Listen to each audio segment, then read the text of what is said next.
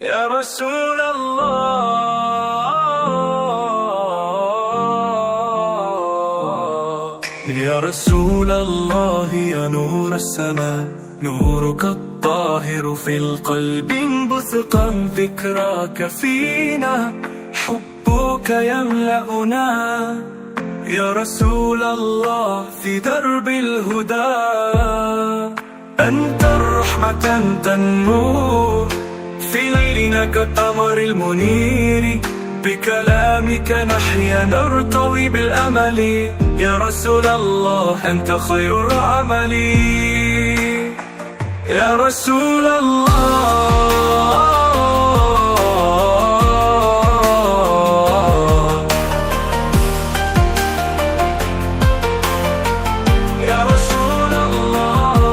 يا حبيب الله فيك العز والكرم أنت النبي الهادي الحق قد علم نسير خلفك نهتدي بخطاك يا رسول الله فيك الخير يختتم يا محمد يا طيب القلوب في ذكرك تسكن النفوس أنت الشفيع أنت الأمين يا رسول الله أنت الحبيب الأمين يا رسول الله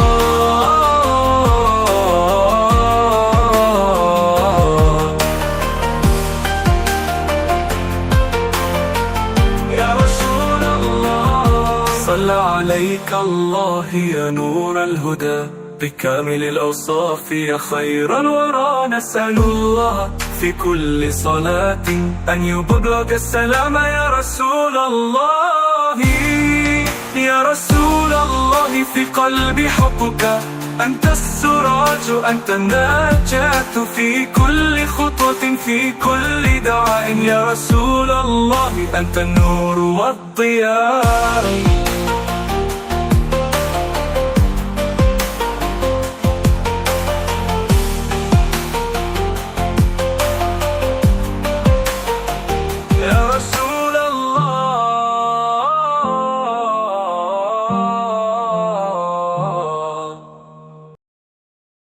എബ്സോണിൻ്റെ തുടക്കകാലം മുതൽ നമ്മളോടൊപ്പം സഹകരിച്ച എബ്സോണിൻ്റെ പാർട്ണർമാരായിരുന്ന പലരും അള്ളാഹുവിൻ്റെ റഹ്മത്തിലേക്ക് യാത്രയായിട്ടുണ്ട്. അതുപോലെ തന്നെ എബ്സോൺ കുടുംബത്തിലെ അംഗങ്ങളായിട്ടുള്ള ധാരാളം ആൾക്കാർ നമ്മെ വിട്ട് പിരിഞ്ഞു പോയിട്ടുണ്ട്. അള്ളാഹു അവരുടെ ബർസഖിയാകുന്ന ജീവിതം സന്തോഷത്തിലും റാഹത്തിലുമാക്കി തീർക്കുമാറാകട്ടെ. അവരോടൊപ്പം നാളെ അനുഗ്രഹപൂർണമായ സ്വർഗീയ ആരാമത്തിൽ ഒരുമിച്ച് കൂടുവാൻ അള്ളാഹു തൗഫീഖ് നൽകുമാറാകട്ടെ. നമ്മുടെ ഈ സംഗമം അവരുടെ സൗഹൃദത്തിലേക്ക് സന്തോഷമുണ്ടാകുന്ന ഒരു നിമിഷങ്ങളാക്കി അള്ളാഹു പ്രദാനം ചെയ്യട്ടെ എന്ന് ആത്മാർത്ഥമായി ദുആ ചെയ്തുകൊണ്ട് അവർക്കെല്ലാവർക്കും വേണ്ടി ഒരു യാസീൻ ഓതിക്കൊണ്ട് ഇൻഷാ അല്ലാഹ് നമ്മുടെ ഈ പ്രോഗ്രാം സമാരംഭം കുറിക്കുകയാണ്.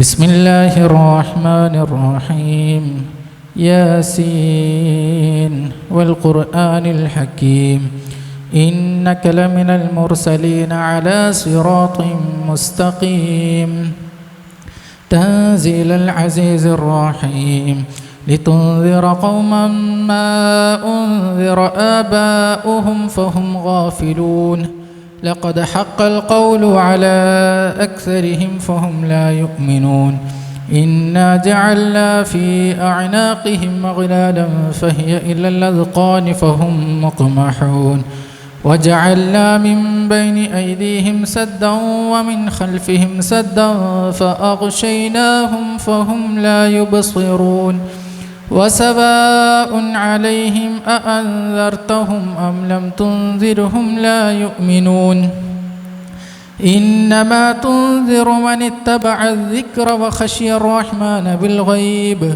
فبشره بمغفرة وأجر كريم إنا نحن نحيي الموتى ونكتب ما قدموا وآثارهم وكل شيء أحصيناه في إمام مبين واضرب لهم مثلا أصحاب القرية إذ جاءها المرسلون إذ أرسلنا إليهم 2 فكذبوهما فعززنا بثالث فقالوا إنا إليكم مرسلون قالوا ما أنتم إلا بشر مثلنا وما أنزل الرحمن من شيء إن أنتم إلا تكذبون قالوا ربنا يعلم إنا إليكم لمرسلون وما علينا إلا البلاغ المبين قالوا إنا تطيرنا بكم لئن لم تنتهوا لنرجمنكم وليمسنكم منا عذاب أليم قالوا طائركم معكم أئن ذكرتم بل أنتم قوم مسرفون وجاء من أقصى المدينة رجل يسعى قال يا قوم اتبعوا المرسلين اتبعوا من لا يسألكم أجرا وهم مهتدون وما لي لا أعبد الذي فطرني وإليه ترجعون أأتخذ من دونه آلهة إن يردني الرحمن بضر لا تغن عني شفاعتهم شيئا ولا ينقذون إني إذا لفي ضلال مبين إني آمنت بربكم فاسمعون قيل ادخل الجنة قال يا ليت قومي يعلمون بما غفر لي ربي وجعلني من المكرمين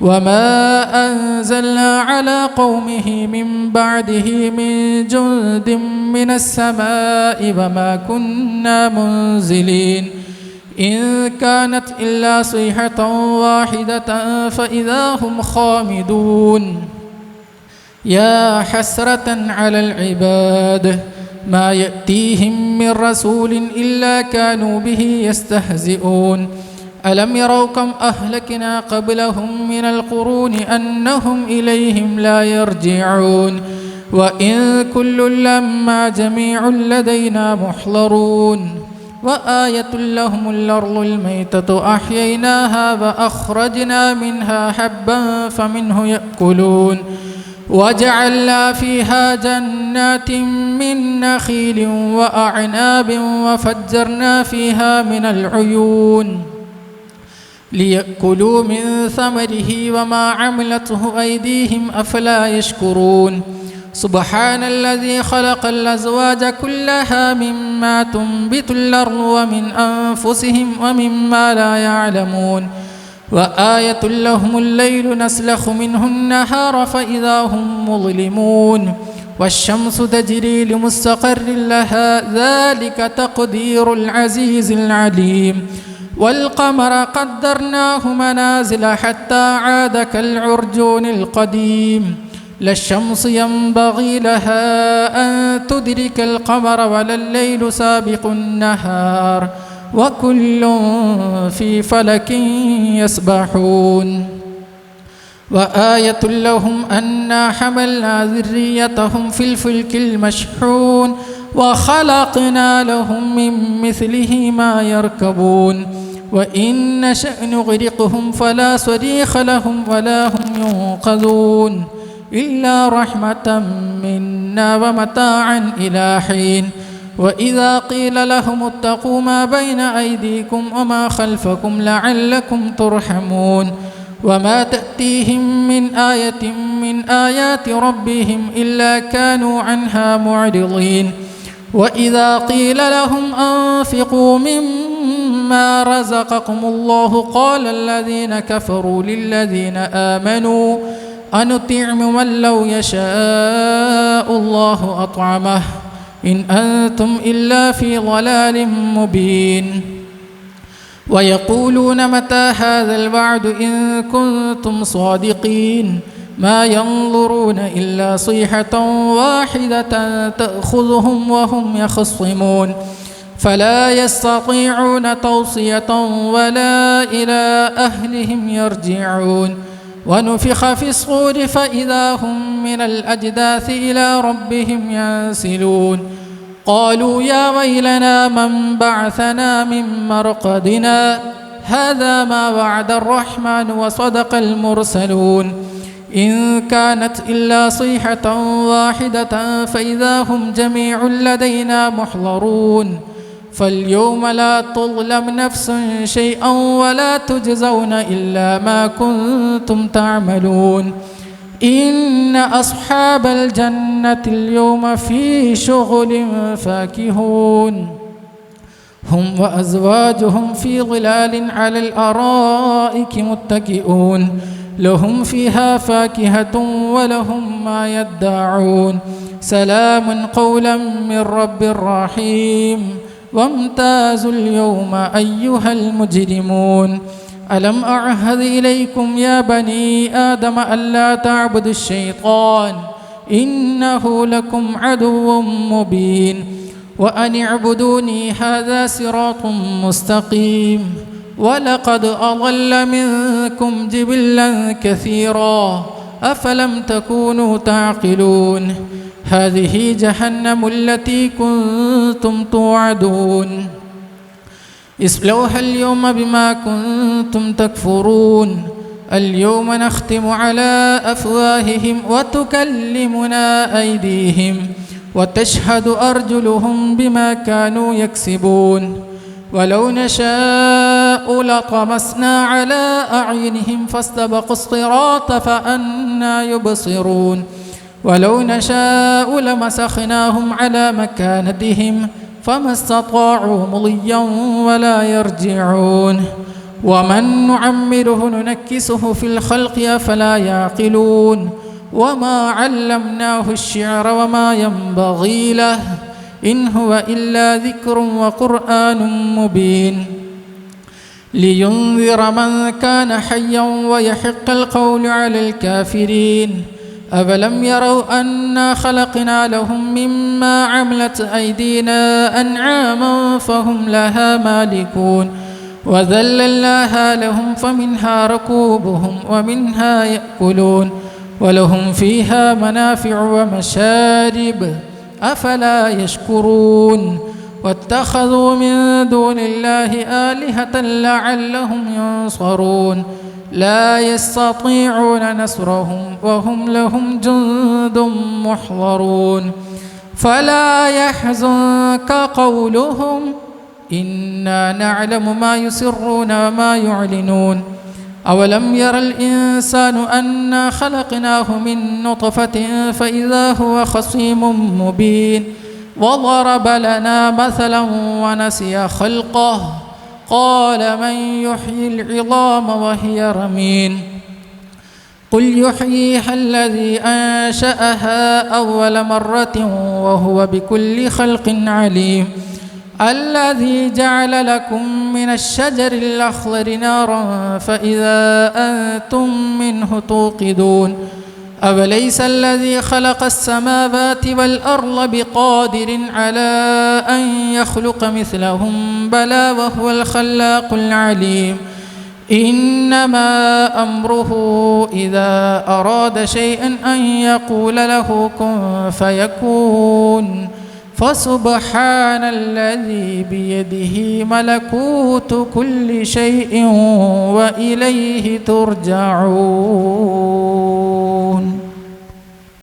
بسم الله الرحمن الرحيم قل هو الله أحد الله الصمد لم يلد ولم يولد ولم يكن له كفوا أحد بسم الله الرحمن الرحيم قل هو الله أحد الله الصمد لم يلد ولم يولد ولم يكن له كفوا أحد بسم الله الرحمن الرحيم قل هو الله أحد الله الصمد لم يلد ولم يولد ولم يكن له كفوا أحد بسم الله الرحمن الرحيم قل أعوذ برب الفلق من شر ما خلق ومن شر غاسق إذا وقب ومن شر النفاثات في العقد ومن شر حاسد إذا حسد بسم الله الرحمن الرحيم قل أعوذ برب الناس ملك الناس إله الناس من شر الوسواس الخناس الذي يوسوس في صدور الناس من الجنة والناس يا الله يا الله آمين آمين آمين آمين الحمد لله رب العالمين حمدا يوافي نعمه ويكافئ مزيده اللهم صل وسلم على رسولك سيدنا محمد وعلى آل سيدنا مولانا محمد صلاة تنجينا بها من جميع الأهوال والبليات وتسلمنا بها من جميع الأسقام والآفات وتطهرنا بها من جميع السيئات وتقضي لنا بها جميع الحاجات وترفعنا بها عندك على الدرجات وتبلغنا بها أصل الغايات من جميع الخيرات في الحياة وبعد الممات. اللهم أوصل وبلغ مثل ثواب ما قرأناه من القرآن العظيم. هذه هدية واصلة ورحمة طيبة نازلة وبركة شاملة منا إلى حضرة نبينا محمد صلى الله عليه وسلم. اللهم ارزقنا في الدنيا زيارته وفي الآخرة شفاعته ولا تحرمنا رؤيته. اللهم آته الوسيلة والفضيلة والدرجة الرفيعة وابعثه مقاما محمودا الذي وعدته. اللهم ثم إلى حضرة آبائه وإخوانه من الأنبياء والمرسلين وإلى حضرة أزواجه الطاهرات أمهات المؤمنين. اللهم ثم إلى حضرة أرواح ساداتنا البدريين والوحيدين وسائر صحابة رسول الله كلهم أجمعين، خصوصا إلى حضرة خلفاء الراشدين المهديين وإلى حضرة سائر أشرة البشرة كلهم أجمعين. اللهم ثم إلى حضرة أئمة الأربعة المجتهدين وإلى حضرة شيخنا شيخ المشايخ طب الأقطاب الشيخ محي الدين عبد القادر الجيلاني قدس الله سره العزيز وإلى حضرة سلطان العارفين أحمد الكبير الرفاعي قدس الله سره العزيز وإلى حضرة سلطان الهند خواجة معين الدين الجشت الأجميري وإلى حضرة شاه الأميد الناهوري وإلى حضرة قطب الزمان سيد علوي الممرمي قدس الله سره العزيز وإلى حضرة سائر الأولياء من مشارق الأرض إلى مغاربها صغيرة وكبيرة ذكرا وأنثى أجمعين. اللهم زد شرفا على شرفهم وكرامة على كراماتهم وعلي درجاتهم ومدنا بمددهم وانصرنا بحمايتهم يا رب العالمين. اللهم ثم إلى اللهم بحقوق أولياء الشرفاء الكرماء المذكورين يسر عسيرنا وسهل أمورنا وقل حوائجنا وأد ديوننا واشف أمراضنا وأمراض مرضانا. اللهم بارك لنا في جميع أمور الدنيا والآخرة خصوصا في تجارتنا هذا خاصة بركة تامة كما باركت على عبادك الصالحين. اللهم صل إلى حضرة آبائنا وأمهاتنا وإلى حضرة جميع قربائنا وإلى حضرة جميع من نبيناهم خاصة. اللهم اغفر لنا ولهم. اللهم اجعل قبورنا وقبورهم روضة من رياض الجنة ولا تجعل قبورنا وقبورهم نفرة من نفر النيران. اللهم نفر قبورهم بنور القرآن. اللهم شرف قبورهم بشرف القرآن. اللهم زين قبورهم بزينة القرآن. اللهم سلمنا وسلم من عذاب القبر من فتنة القبر من لغطة القبر ومن ظلمة القبر. اللهم جاف القبر عن جنبه يا أرحم الراحمين. اللهم أعزنا اللهم أعز الإسلام والمسلمين وأذل الشرك والمشركين. اللهم دمر أعداءنا وأعداءك وأعداء الدين. اللهم انصر المسلمين في كل مكان خصوصا في فلسطين وسائر بلاد المسلمين يا رب العالمين. اللهم اجعل هذا جمنا جما مرحوما وتفرقنا من بعده تفرقا معصوما ولا تجعل فينا ولا معنا ولا منا شقيا ولا مطرودا ولا محروما. اللهم بارك لنا في جميع أمور الدنيا خصوصا باجتماعنا هذا خاصة بركة دامة كما باركت على عبادك الصالحين. اللهم اجعلنا واجعل أهلنا من عبادك الصالحين. اللهم انظر إلى هذا المجلس وإلى من حضر في هذا المجلس بنظر رحمتك ورأفتك يا أرحم الراحمين. ربنا هب لنا من أزواجنا وذرياتنا قرة أعين واجعلنا للمتقين إماما. ربنا لا تزغ قلوبنا بعد إذ هديتنا وهب لنا من لدنك رحمة إنك أنت الوهاب. آمين برحمتك يا أرحم الراحمين. وصلى الله تعالى وسلم على خير خلقه سيدنا محمد وآله وصحبه. سبحان ربك رب العزة عما يصفون وسلام على المرسلين والحمد لله رب العالمين. നമ്മുടെ ഈ പരിപാടിയുടെ ആമുഖ സെഷൻ ആരംഭിക്കുകയാണ്. ഈ സെഷനിലെ ഉദ്ഘാടന സെഷനാണ്. ഈ സെഷൻ്റെ അധ്യക്ഷപീഠം അലങ്കരിക്കുന്നത് എഫ്സോൺ ഡയറക്ടർ നൗഫൽ ഫൈലി ഉസ്താദ് അവറുകളാണ്. ഉസ്താദ് അവറുകളെ ആദരപൂർവ്വം ക്ഷണിക്കുന്നു. ധന്യമായ ഈ സദസ്സിന് സ്വാഗതം ആശംസിക്കാൻ വേണ്ടി പ്രിയപ്പെട്ട എഫ്സോൺ ഡയറക്ടർ അനസ് ഉസ്താദ് കൊല്ലത്തെ ആദരപൂർവ്വം ക്ഷണിക്കുന്നു. അസ്സലാമു അലൈക്കും വറഹ്മത്തുള്ളാഹി വബറകാതുഹു. അൽഹംദുലില്ലാഹി റബ്ബിൽ ആലമീൻ. അസ്സലാത്തു വസ്സലാമു അലാ അഷ്റഫിൽ മുർസലീൻ വഅലാ ആലിഹി വസഹ്ബിഹി അജ്മഈൻ. അമ്മാ ബഅദ്. സ്നേഹാദരവുകൾ നിറഞ്ഞ അധ്യക്ഷൻ, വേദിയിൽ ഉപവിഷ്ടരായിട്ടുള്ള ഉസ്താദുമാർ, എന്നെ ശ്രവിക്കുന്ന എപ്സോണിൻ്റെ പാർട്ട്ണർമാരായിട്ടുള്ള ഇൻവെസ്റ്റേഴ്സ്, സഹോദരന്മാർ, സഹോദരിമാർ, അല്ലാഹു സുബ്ഹാനഹു വ തആല നമ്മുടെ ഈ സംഗമത്തെ സ്വീകരിക്കുമാറാകട്ടെ. ഒരു സാലിഹായ സൽക്കർമ്മമായി നമ്മുടെ പ്രവർത്തനങ്ങളെ അല്ലാഹു സ്വീകരിക്കുമാറാകട്ടെ. നമ്മളിപ്പോൾ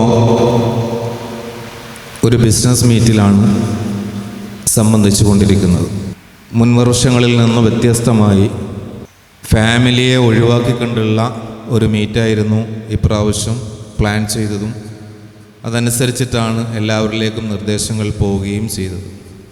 വർഷത്തിലൊരിക്കൽ മാത്രമാണ് നമ്മളിങ്ങനെ ഒന്ന് കൂടിയിരിക്കുന്നത്. നമ്മൾ പ്ലാൻ ചെയ്യുന്ന ബിസിനസ് എന്താണ് എന്ന് മനസ്സിലാക്കാൻ, നമ്മൾ എങ്ങനെയാണ് മുന്നോട്ട് പോകേണ്ടതെന്നും പോയിക്കൊണ്ടിരിക്കുന്നതും എന്നതിൻ്റെ കൃത്യമായ ഒരു പിക്ചർ കിട്ടാനുള്ള ഏറ്റവും നല്ലൊരു അവസരമായി ഇതിനെ എല്ലാവരും മനസ്സിലാക്കും എന്നാണ് ഞാൻ കരുതുന്നത്. ഏതായിരുന്നാലും എഫ്സോണിൻ്റെ ജൈത്രയാത്ര തുടങ്ങിയിട്ട് 7 വർഷങ്ങൾ പിന്നിടുകയാണ്. ഇത്തരം മീറ്റുകളിൽ മാത്രമാണ് അടുത്ത ഒരു വർഷത്തേക്ക് നമ്മൾ എന്താണ് ചെയ്യാൻ പോകുന്നത് എന്നതിനെ സംബന്ധിക്കുന്ന ഒരു പിക്ചർ നമുക്ക് കിട്ടുക. ശരിക്കും ഒരു പ്രഭാഷണത്തിൻ്റെ വേദിയല്ല എന്നുള്ളത് കൊണ്ട് തന്നെ ഞാൻ സംസാരിക്കേണ്ടുന്നത് നമ്മൾ പ്രതിദാനം ചെയ്യുന്ന, നമ്മൾ നമ്മുടെ സമ്പത്ത് സേവ് ചെയ്യാൻ വേണ്ടി അല്ലെങ്കിൽ ബിസിനസ് ചെയ്യാൻ വേണ്ടി എവിടെയാണോ കൊടുത്തേക്കുന്നത് അവരുടെ കാഴ്ചപ്പാടുകളെ മനസ്സിലാക്കുന്നതിന് വേണ്ടിയിട്ടാണ്. ഒരു ആമുഖ ഭാഷണം എന്ന നിലയിൽ എനിക്കെൻ്റെ സഹോദരങ്ങളോട് കൃത്യമായും പറയുവാനുള്ളത്, ഇന്നൊരു ദിവസം നമ്മൾ ഈ ഒരു സംവിധാനത്തിനു വേണ്ടി അല്ലെങ്കിൽ ഈ സംവിധാനത്തിൻ്റെ യാത്ര കൃത്യമായി മനസ്സിലാക്കുന്നതിന് വേണ്ടി വളരെ കൃത്യമായി മാറ്റിവെക്കുക എന്നുള്ളതാണ്. വളരെ ക്ഷമയോടുകൂടി തന്നെ ഇവിടെ അവതരിപ്പിക്കുന്ന പദ്ധതികളെ സായുജ്യം വീക്ഷിക്കുകയും അതിൻ്റെ പോരാക്കുറവുകളെ കൃത്യമായി ചൂണ്ടിക്കാണിക്കുകയും അടുത്ത ആ ഒരു പദ്ധതിയുടെ വിജയത്തിനു വേണ്ടി കൈകോർത്ത് പിടിക്കുകയും ചെയ്യുക എന്നതായിരിക്കണം ഇൻഷാ അല്ലാഹ് നമ്മുടെ ഇന്നത്തെ മീറ്റിൽ നമുക്ക് നേടിയെടുക്കേണ്ടുന്ന ദൗത്യം. അൽഹംദുലില്ലാഹ് 7 വർഷങ്ങൾ പൂർത്തിയാകുമ്പോൾ വളരെ സുതാര്യമായ നിലയിൽ തന്നെ എന്താണോ പ്ലാൻ ചെയ്തിരുന്നത് അതേ രൂപത്തിൽ തന്നെ നമ്മുടെ സംവിധാനത്തെ ചലിപ്പിക്കാൻ നമുക്ക് സാധിച്ചിട്ടുണ്ട് എന്ന ഒരു സന്തോഷ വാർത്ത ഏറ്റവും ചുരുക്കവാക്കിൽ നിങ്ങളുടെ മുമ്പിൽ അവതരിപ്പിക്കാനാണ് ഞാൻ ഈ അവസരം വിനിയോഗിക്കുന്നത്. എവിടെയാണ് നമ്മൾ നിക്ഷേപം നടത്തിയിരിക്കുന്നത്? എഫ്സോൺ വേൾഡ് പ്രൊജക്റ്റ് LLP എന്ന് പറയുന്ന ഒരു സംവിധാനത്തിലാണ്. 2018 മിഷൻ 2030 എന്ന ഒരു പദ്ധതിയാണ് നമ്മുടെ മുമ്പിൽ അവതരിപ്പിക്കപ്പെട്ടത്. 7 വർഷങ്ങൾ പിന്നിട്ട് 2024 പൂർത്തിയാകുമ്പോൾ നമ്മൾ എവിടെ എത്തി നിൽക്കുന്നു? ഇനി 2018 നമ്മുടെ മുമ്പിലേക്ക് അവതരിപ്പിച്ച മിഷൻ 2030 എന്ന പദ്ധതിയിലേക്ക് നമുക്ക് എത്ര ദൂരം സഞ്ചരിക്കാനുണ്ട്?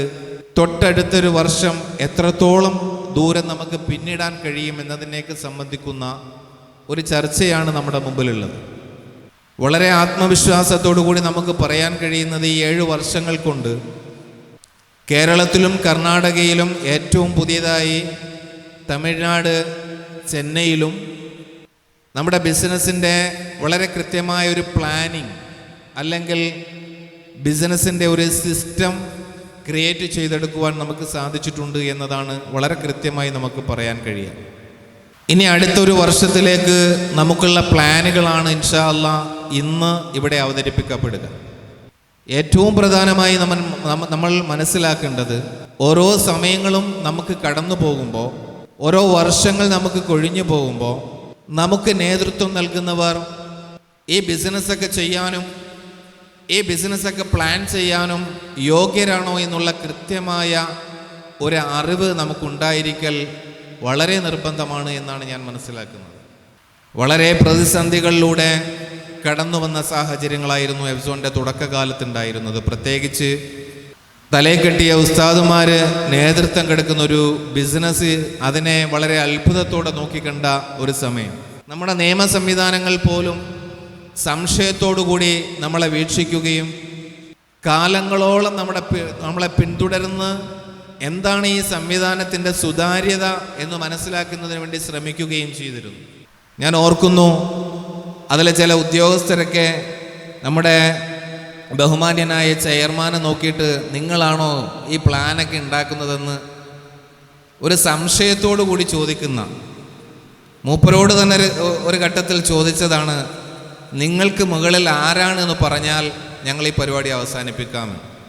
അപ്പോൾ ഞാൻ പറഞ്ഞു വരുന്നത്, ആരുടെ പിന്നിലാണ് നമ്മൾ നിൽക്കുന്നത്, ഏതൊരു പ്ലാനിംഗ് ആണ്, ഏതൊരു സംവിധാനമാണ് നമ്മളെ ഇന്നിവിടെ ഇങ്ങനെ ഒരുമിച്ച് കൂട്ടി ഇരുത്തിയിരിക്കുന്നത് എന്നതിനെ സംബന്ധിച്ച് വളരെ ഗൗരവത്തിൽ ഒന്ന് അറിയൽ നല്ലതാണ് എന്നാണ് എനിക്ക് തോന്നുന്നത്. അതുകൊണ്ട് തന്നെ നമ്മുടെ കമ്പനിയുടെ യാത്രയെ സംബന്ധിച്ചോ മറ്റിതര വിഷയങ്ങളിലേക്ക് കടക്കാതെ അതുമാത്രം ഒന്ന് സൂചിപ്പിച്ച് ഇൻഷാ അല്ലാഹ് ഞാൻ അവസാനിപ്പിക്കാമെന്ന് വിചാരിക്കുന്നു.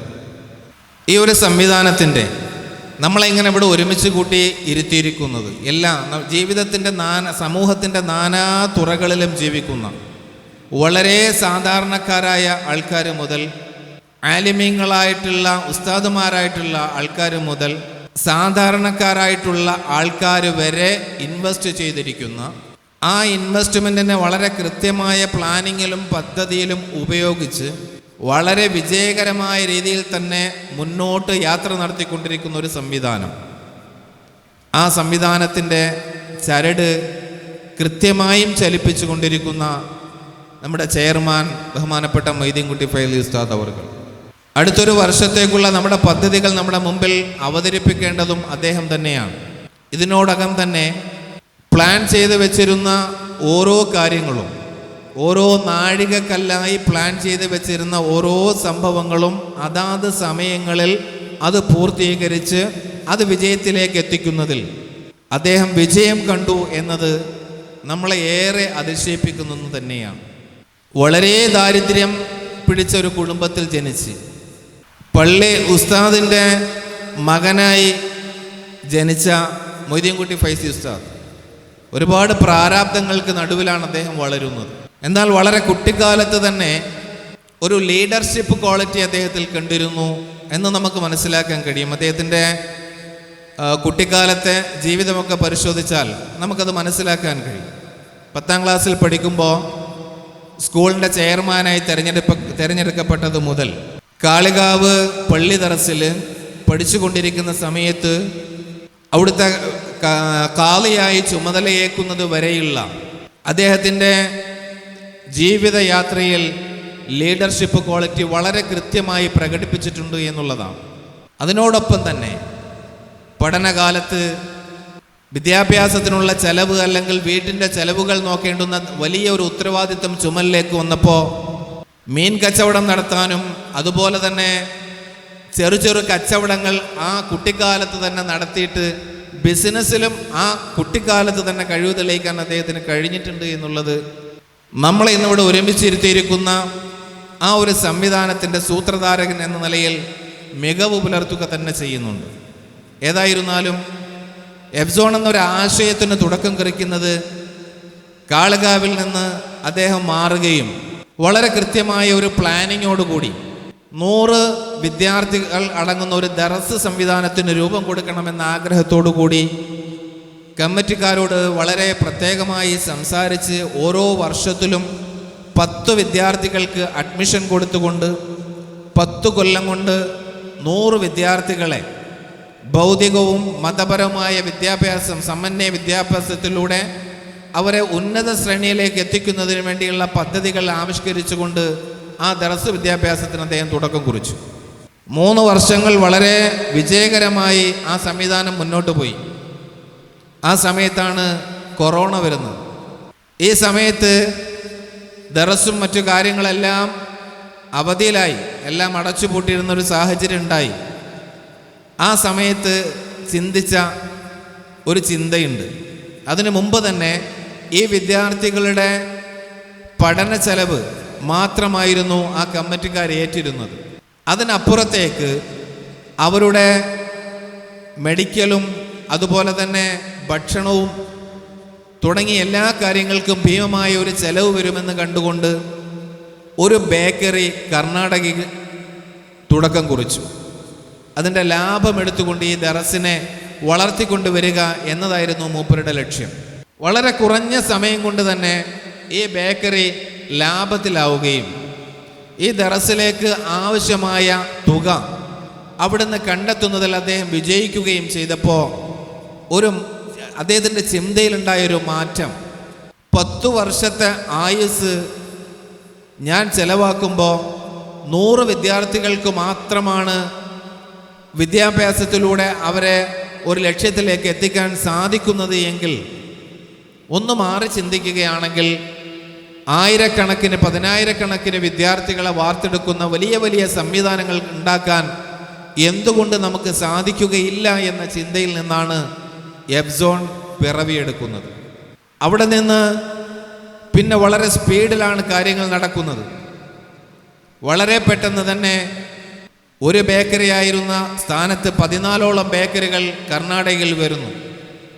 കൃത്യമായി പ്ലാൻ ചെയ്ത ആ സംവിധാനങ്ങളെല്ലാം കൃത്യമായ വിജയത്തിലേക്ക് വരുന്നു. പിന്നീട് 2020 നവംബർ 4-ാം തീയതി കേരള പ്രൊജക്റ്റിന് തുടക്കം കുറിക്കുന്നു. കേരള പ്രൊജക്റ്റിന് തുടക്കം കുറിക്കുന്ന സമയത്ത് വിനീതനായ ഞാനുമായി സംസാരിക്കുന്ന ഒരു സാഹചര്യം, കോടികളുടെ പ്രൊജക്റ്റുകൾ മുമ്പിൽ വെച്ചുകൊണ്ട് സംസാരിക്കുമ്പോൾ ഞാൻ ഉസ്താദിനോട് ചോദിച്ചൊരു ചോദ്യമുണ്ട്.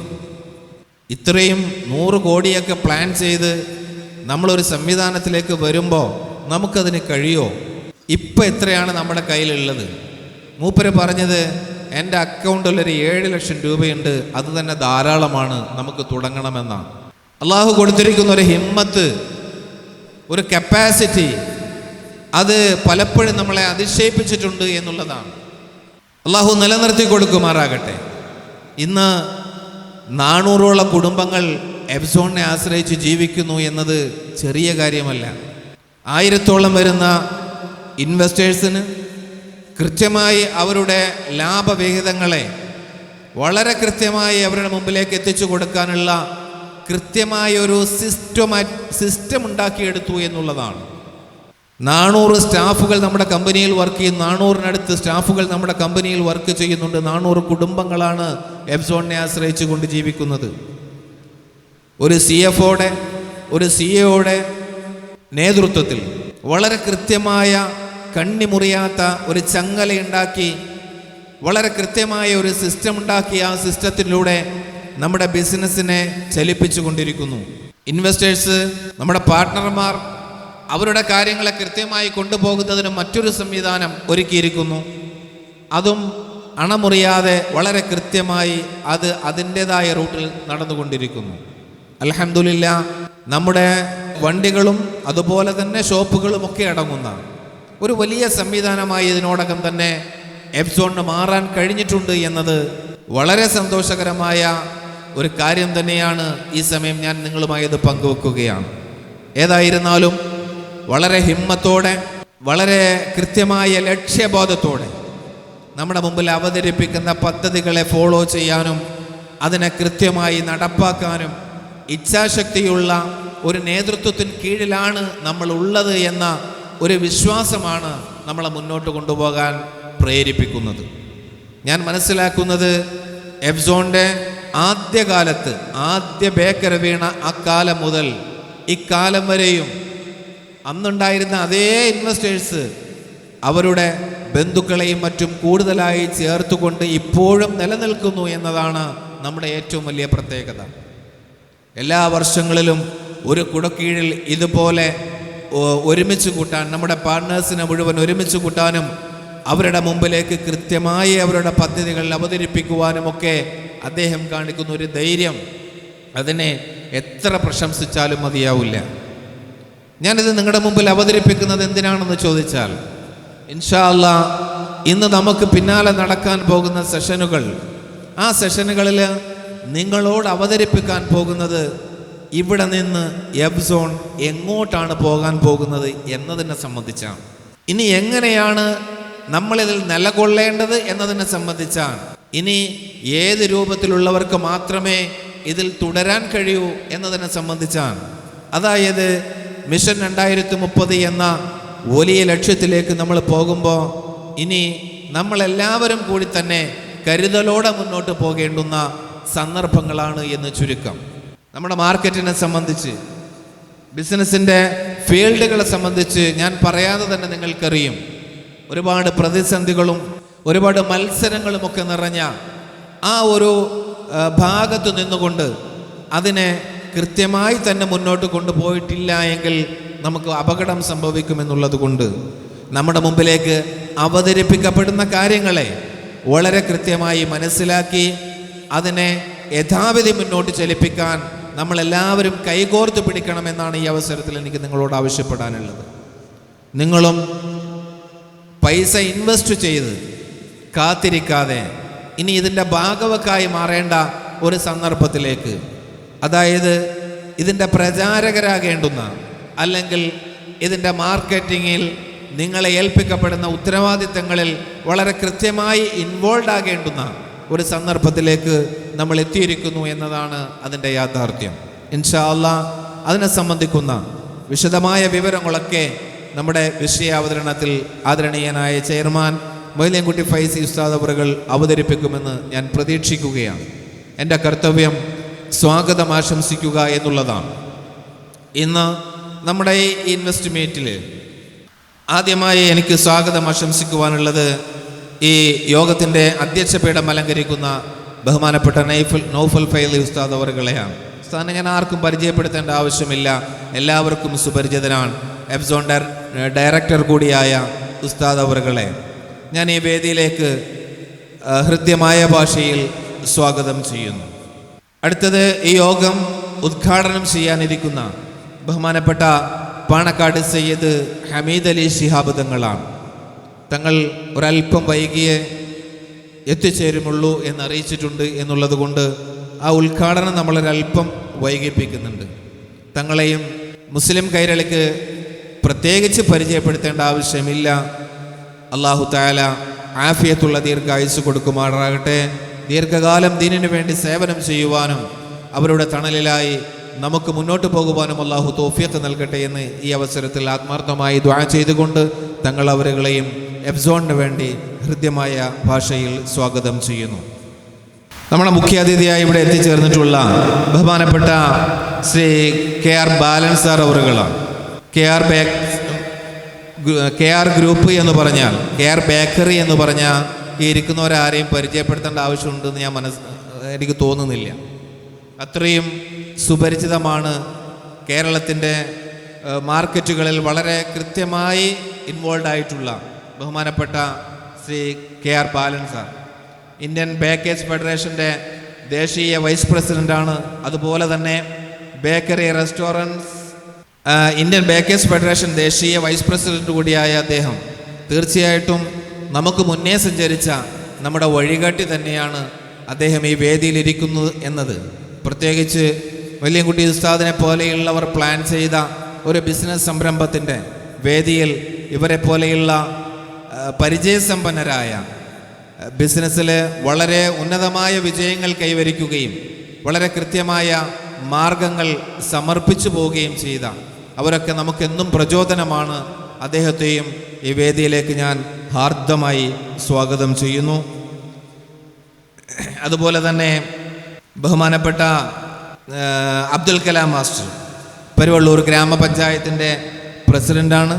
പെരുവള്ളൂർ നിവാസികളെ സംബന്ധിച്ചിടത്തോളം ഞാൻ പരിചയപ്പെടുത്തേണ്ട ആവശ്യമില്ല. അതുപോലെ തന്നെ നമ്മുടെ മുൻ പരിപാടികളിലുമൊക്കെ എല്ലാ കാര്യത്തിനും നമ്മുടെ ഈ പെരുവള്ളൂർ ഗ്രാമപഞ്ചായത്തിലാണ് നമ്മുടെ ഹെഡ് ഓഫീസ് അടക്കം നമ്മുടെ യൂണിറ്റ് അടക്കം ഇന്ന് പ്രവർത്തിച്ചു കൊണ്ടിരിക്കുന്നത്.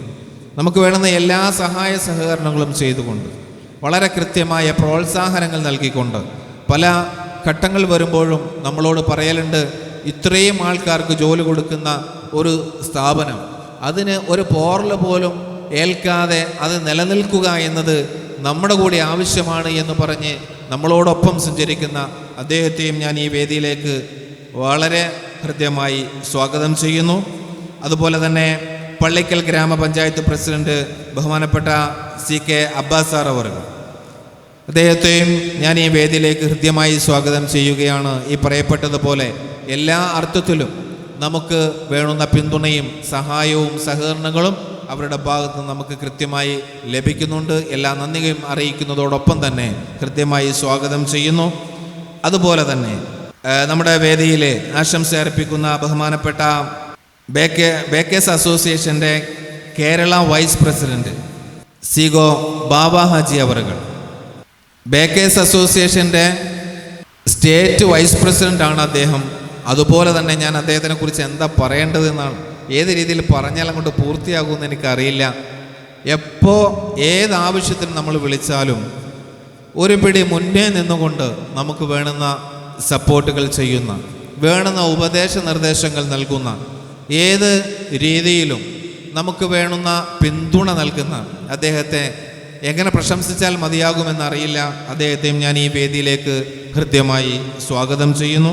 പിന്നെ നമുക്കിവിടെ വിഷയാവതരണം നടത്താനുള്ള ബഹുമാനപ്പെട്ട മൊഹീദ്ദീൻ ഫൈസി ഉസ്താദ്, നമ്മുടെ ആദരണീയനായ ചെയർമാൻ, അദ്ദേഹം ഏതാനും നിമിഷങ്ങൾക്കകം തന്നെ നമ്മുടെ വേദിയിലേക്ക് എത്തിച്ചേരും. അദ്ദേഹത്തെയും ഈ വേദിയിലേക്ക് ഞാൻ ഹാർദമായി സ്വാഗതം ചെയ്യുകയാണ്. അതിനോടൊപ്പം തന്നെ വേദിയിലിരിക്കുന്ന ഉസ്താദുമാർ, അതുപോലെ എന്നെ ശ്രവിച്ചു കൊണ്ടിരിക്കുന്ന എഫ്സോണിൻ്റെ പാർട്ണർമാർ, ഈ ഒരു സംവിധാനം നിങ്ങളുടേതാണ്, അല്ല നമ്മുടേതാണ്. കൈകോർത്ത് പിടിച്ചുകൊണ്ട് ഏതൊരു ലക്ഷ്യത്തിന് വേണ്ടിയാണോ നമ്മൾ പ്രവർത്തിച്ചു കൊണ്ടിരിക്കുന്നത് അവിടേക്ക് കേവലം ഒരു ബിസിനസ് മാത്രമല്ല, വളരെ കൃത്യമായ ഒരു സംസ്കാരം കൂടി എല്ലാ അർത്ഥത്തിലും, അത് എഫ്സോണിൻ്റെ സ്റ്റാഫാകട്ടെ, ഇൻവെസ്റ്റേഴ്സ് ആകട്ടെ, അതിന് നേതൃത്വം കൊടുക്കുന്നവരാകട്ടെ, എല്ലാ അർത്ഥത്തിലും വളരെ കൃത്യമായ ഒരു പദ്ധതിയിലൂടെ തന്നെ മുന്നോട്ട് കൊണ്ടുപോകാനാണ് ആഗ്രഹിക്കുന്നത്. അതിനു വേണ്ടിയിട്ട് നമുക്കെല്ലാവർക്കും കൈകോർത്ത് പിടിച്ച് മുന്നോട്ട് പോകാം. എന്നെ ശ്രവിക്കുന്ന എല്ലാ സഹോദരങ്ങൾക്കും ആരെങ്കിലും ഞാൻ വിട്ടുപോയിട്ടുണ്ടെങ്കിൽ, പ്രധാനപ്പെട്ട ഒരാൾ കൂടിയുണ്ട്, നമ്മുടെ എഫ്സോണിൻ്റെ PRO, ഈ ഒരു പരിപാടിയുടെ കോർഡിനേറ്റർ കൂടിയായ ഇംതിയാസ് ഹുദവി ഉസ്താദ് അവറുകൾ. ഇരിക്കുന്ന എല്ലാവർക്കും സുപരിചിതനായിരിക്കും. നിങ്ങളുമായി ഞങ്ങളെക്കാൾ ഏറെ ഇടപഴകുന്ന ഒരു വ്യക്തി എന്ന നിലയിൽ ഇംതിയാസ് ഹുദവി ഉസ്താദ് അവറുകൾക്കും ഞാൻ ഹൃദയത്തിൻ്റെ ഭാഷയിൽ സ്വാഗതം ആശംസിക്കുന്നു. അല്ലാഹു തആല നമ്മുടെ പ്രവർത്തനങ്ങളെയൊക്കെ സ്വീകരിക്കുമാറാകട്ടെ. ആരെയെങ്കിലും വിട്ടുപോയിട്ടുണ്ട് എങ്കിൽ അവരെ എല്ലാം ചേർത്തുകൊണ്ട് എല്ലാവർക്കും ഈ എഫ്സോണിൻ്റെ പേരിലും ഈ ഒരു മീറ്റിങ്ങിൻ്റെ പേരിലും ഹൃദയംഗമായ സ്വാഗതം ആശംസിച്ചുകൊണ്ട് നിർത്തുന്നു. വആഖിറു ദഅ്വാനാ അൽഹംദുലില്ലാഹി റബ്ബിൽ ആലമീൻ. അസ്സലാമു അലൈക്കും വറഹ്മത്തുള്ളാഹി വബറകാതുഹു. അസ്സലാമു അലൈക്കും വറഹ്മത്തുള്ളാഹി തആല വബറകാതുഹു. ഏറ്റവും സ്നേഹം നിറഞ്ഞ വിശിഷ്ടാതിഥികളെ, മറ്റു എഫ്സോൺ കുടുംബാംഗങ്ങളെ, ഒരു അധ്യക്ഷ ഭാഷണത്തിൻ്റെ ഒരു സമയമായിട്ട് ഞാൻ ഇത് ഉദ്ദേശിക്കുന്നില്ല. നമ്മുടെ വിശിഷ്ടാതിഥികളൊക്കെ പ്രത്യേക സമയം പറഞ്ഞ് തന്നെ എത്തിയവരാണ്. അവർക്കൊക്കെ തിരക്കുകളുണ്ട്. അതുകൊണ്ട് ആദ്യമായിട്ട് നമ്മുടെ ചീഫ് ഗസ്റ്റായി ഇവിടെ എത്തിയ പ്രിയപ്പെട്ട KR ബാലേട്ടൻ, ഒരുപാട് ബേക്കറി രംഗത്ത് നമുക്കൊക്കെ അറിയാം, ബേക്കറി എന്ന മേഖല ഈ മലബാറിലും അതുപോലെ തന്നെ ഈ പ്രദേശങ്ങളിലൊക്കെ നമുക്ക് പരിചയപ്പെടുത്തുന്നൊരു വ്യക്തി കൂടിയാണ് അദ്ദേഹം. ഇന്ന് അദ്ദേഹം നിരവധി ബിസിനസ് സംരംഭങ്ങളുമായി മുന്നോട്ട് പോയിക്കൊണ്ടിരിക്കുകയാണ്. അപ്പോൾ ഈ രംഗത്ത് മികച്ച അറിവും മികച്ച എക്സ്പീരിയൻസ് ഉള്ള ആൾ അതുകൊണ്ട് തന്നെ അദ്ദേഹത്തെ തന്നെ നമ്മൾ എന്താ ചെയ്ത് ഈ പരിപാടിയിലേക്ക് ഗസ്റ്റായിട്ട് ക്ഷണിച്ചത്. ഇൻഷാ അല്ലാഹ് അദ്ദേഹത്തെ ഈ വേദിയിലേക്ക് ക്ഷണിക്കുകയാണ്. അതോടൊപ്പം പെരുവള്ളൂർ ഗ്രാമപഞ്ചായത്ത് സ്റ്റാൻഡിംഗ് കമ്മിറ്റി ചെയർമാൻ കൂടി ഇവിടെ എത്തിയിട്ടുണ്ട്. അദ്ദേഹത്തെയും വളരെ ബഹുമാനപൂർവ്വം ഇതിലേക്ക് ക്ഷണിക്കുന്നു. അടുത്തതായി ഈ പരിപാടിയുടെ ഗസ്റ്റ് ടോക്ക് നടത്താൻ വേണ്ടി ബഹുമാനപ്പെട്ട KR ബാലൻ സാറെ ആദരപൂർവ്വം ക്ഷണിക്കും. ബഹുമാനപ്പെട്ട അധ്യക്ഷൻ മുഹമ്മദ്, വേദിയിലെയും സദസ്സിലെയും പ്രിയമുള്ള സഹോദരി സഹോദരന്മാരെ, യാദൃശ്ചികമായിട്ടാണ് ഞാനിവിടെ എത്തിപ്പെട്ടത്. എൻ്റെ വളരെ കാലത്തെ സുഹൃത്താണ് സീക്കോ ഗ്രൂപ്പിൻ്റെ ചെയർമാൻ ബാബാജി. 2 ദിവസം മുന്നെയാണ് എന്നെ അദ്ദേഹം അറിയിച്ചത്. ഞാൻ കേരളത്തിലും തമിഴ്നാട്ടിലുമായി 56 വർഷത്തിൻ്റെ ഈ പ്രസ്ഥാനവുമായുള്ള ഒരു ബന്ധമുള്ള ആളാണ്. 16 വയസ്സിൽ കോയമ്പത്തൂരിൽ ഒരു ബേക്കറിയിൽ ജോലി ചെയ്തു. അവിടുന്ന് തുടങ്ങിയ യാത്ര ഇന്ന് മദ്രാസിലും തമിഴ്നാട്ടിലെ പല ഭാഗങ്ങളിലും, കേരളത്തിൽ എൻ്റെ ജില്ലയായ മലപ്പുറം ജില്ലയിൽ ഞാൻ ജനിച്ചു വളർന്ന വളാഞ്ചേരിയിൽ 40 വർഷങ്ങൾക്ക് മുന്നേ തുടക്കം കുറിച്ചു. എനിക്ക് വളരെയധികം സന്തോഷം തോന്നിയത്, ഇങ്ങനൊരു പ്രസ്ഥാനം സാധാരണ പല കമ്പനികളും ഒരു ഭക്ഷണം കൊടുക്കുന്ന സ്ഥാപനം ഉണ്ടാക്കുക ഈ കാലഘട്ടത്തിൽ എന്ന് പറഞ്ഞാൽ അത്രയധികം ബുദ്ധിമുട്ടുള്ളതാണ്. തുറക്കുന്നതിൽ കൂടുതൽ പൂട്ടുന്ന കടകളാണ് കാണാറ്. ഇപ്പോൾ നമ്മുടെ ഈ പ്രദേശത്തൊക്കെ ഞങ്ങൾ ഈ പ്രസ്ഥാനമായി കേരളത്തിലും തമിഴ്നാട്ടിലും കർണാടകയിലും ഇന്ത്യയുടെ പല ഭാഗങ്ങളിൽ പോകുമ്പോഴൊക്കെ എറണാകുളത്ത് നിന്നും വൈക്കത്തേക്ക് പോകുന്ന ഒരു യാത്രയിൽ 4 കിലോമീറ്റർ ദൂരത്തിൽ ലെഫ്റ്റും റൈറ്റും കാണാം ഹോട്ടലും ബേക്കറിയും പൂട്ടിക്കിടക്കുന്ന സ്ഥലം. ആ ഷോക്കേസുകൾ, അതുപോലെ തന്നെ പല ഭാഗങ്ങളിലും. അതിന് കാരണം വർഷങ്ങളായി ഗൾഫ് നാട്ടിൽ ജോലി ചെയ്തു. 10, 25, 30 വർഷം കഴിയുമ്പോൾ 50, 50 വയസ്സാവും. ഇവിടേക്ക് വന്ന് എന്തെങ്കിലും ചെയ്യാൻ വേണ്ടി വളരെ ആകാംക്ഷ കൂടി ഒരു ബിസിനസ് ചെയ്ത് മത്സരത്തിനല്ല, കുട്ടികളെ പോറ്റാൻ വേണ്ടി കുടുംബം പറ്റുന്ന ചെയ്യുന്നവർ വളാഞ്ചേരിയിൽ ഞാൻ ഇന്നും കണ്ടുകൊണ്ടിരിക്കുന്ന ഓരോ സ്ഥലങ്ങളും ഇന്ത്യയിലല്ല ലോകത്ത് തന്നെ ഇത്രയും വില കുറഞ്ഞ് വിൽക്കുന്ന ഒരു സാധനം നമ്മുടെ ജില്ലയിൽ മാത്രമാണ്. ഇവർക്കെല്ലാം അറിയാമായിരിക്കും, ഞങ്ങൾ വാങ്ങുന്ന റോ മെറ്റീരിയൽസിൻ്റെ വില 33% കൂടിയിട്ടുണ്ട് ഇല്ലേ? ഡാൽഡ ആകട്ടെ, മൈദ ആകട്ടെ, എല്ലാം എടുത്തു വയ്ക്കാലോ. പക്ഷേ ഇതിൽ ഒരു ദൈവികമായുള്ള ശക്തി നിങ്ങൾക്കുണ്ട്. തീർച്ചയായും ഇത് ഏതൊരു വലിയ ഗോൾഡ് ബിസിനസ്സോ തുണി ഷോപ്പിലോ മറ്റെന്ത് ബിസിനസ്സിലേക്കും ഒരു പുണ്യമുള്ള ഒരു തൊഴിലാണ്. അത് നല്ല നിലയിൽ കൊടുക്കുകയാണെങ്കിൽ ഇതിന് വളർച്ചയ്ക്ക് അറ്റമില്ല, എത്രയും വളരാൻ കഴിയും. അതിൽ കിട്ടുന്ന ലാഭം ഏറ്റവും വലിയ സന്തോഷ ലാഭം. ഭക്ഷണം എന്ന് പറയുന്നത് ന്യായമായ വിലയ്ക്ക് സത്യസന്ധയിൽ ചെയ്യുകയാണെങ്കിൽ ഏതെത്ര കാലം ലോകമുണ്ടോ ആ കാലം അത്രയും ചെയ്യാൻ കഴിയും. അപ്പോൾ ഭക്ഷണം എന്ന് പറയുന്നത് നമ്മൾ വിചാരിക്കും ഗോൾഡ് ബിസിനസ്സാണ്, അല്ലെങ്കിൽ അതിലും വലിയ തുണി ഷാപ്പുകളാണ്, ഹൈപ്പർ മാർക്കറ്റാണ്. അതിൻ്റെയൊക്കെ അപ്പുറം വിശന്ന് വരുന്നവന് ആ സമയത്ത് ന്യായമായ റേറ്റ് ഭക്ഷണം കൊടുക്കുകയാണെങ്കിൽ അതിൽ നിന്ന് കിട്ടുന്ന സന്തോഷം ഞാൻ പലപ്പോഴും അനുഭവിക്കുന്നതാണ്. ഇവിടെ ഒരു കാലത്ത് പനി പിടിച്ചാൽ റസ്ക് കഴിക്കാം, റൊട്ടി കഴിക്കാൻ പറയുന്ന കാലം പോയി. ഇന്ന് ഞാൻ പറയുന്നത് കേരളത്തിൽ ഏറ്റവും നിങ്ങൾ തിരഞ്ഞെടുത്ത ഈ ജില്ല ഏറ്റവും നല്ല ശക്തിയായ സമ്പത്തുള്ള വിദ്യാഭ്യാസമുള്ള ഒരു ജില്ലയാണ്. സാമ്പത്തികമായിട്ടും ലോകപരിചയമുള്ള. ഒരുപക്ഷെ എനിക്ക് പാല, കാഞ്ഞിരപ്പള്ളി, തിരുവല്ല, ചങ്ങനാശ്ശേരി ഈ പ്രദേശത്തെല്ലാം ഏറ്റവും 99% ക്രിസ്ത്യൻ മേഖലയാണ്. അവരുടെ 150, 200 വർഷങ്ങൾക്ക് മുന്നേ ഈ പറഞ്ഞ രാജ്യങ്ങളിലൊക്കെ ജീവിക്കുന്നവരാണ്. അതിൻ്റെ ആ ഗുണം അവിടെ കാണാറുണ്ട്. ഭക്ഷണം വാങ്ങുമ്പോൾ, കൊടുക്കുമ്പോൾ അതിൻ്റെ ക്വാളിറ്റി എന്താണ്, റോ മെറ്റീരിയൽസ് എന്താണ്, നിങ്ങൾ എന്തായാലും ഉണ്ടാക്കുന്നു, എന്ത് കടലമാവാണ്, എന്ത് ചോദിക്കാറുണ്ട്. അതിന് കാരണം നമ്മളത് ശീലിച്ചില്ല.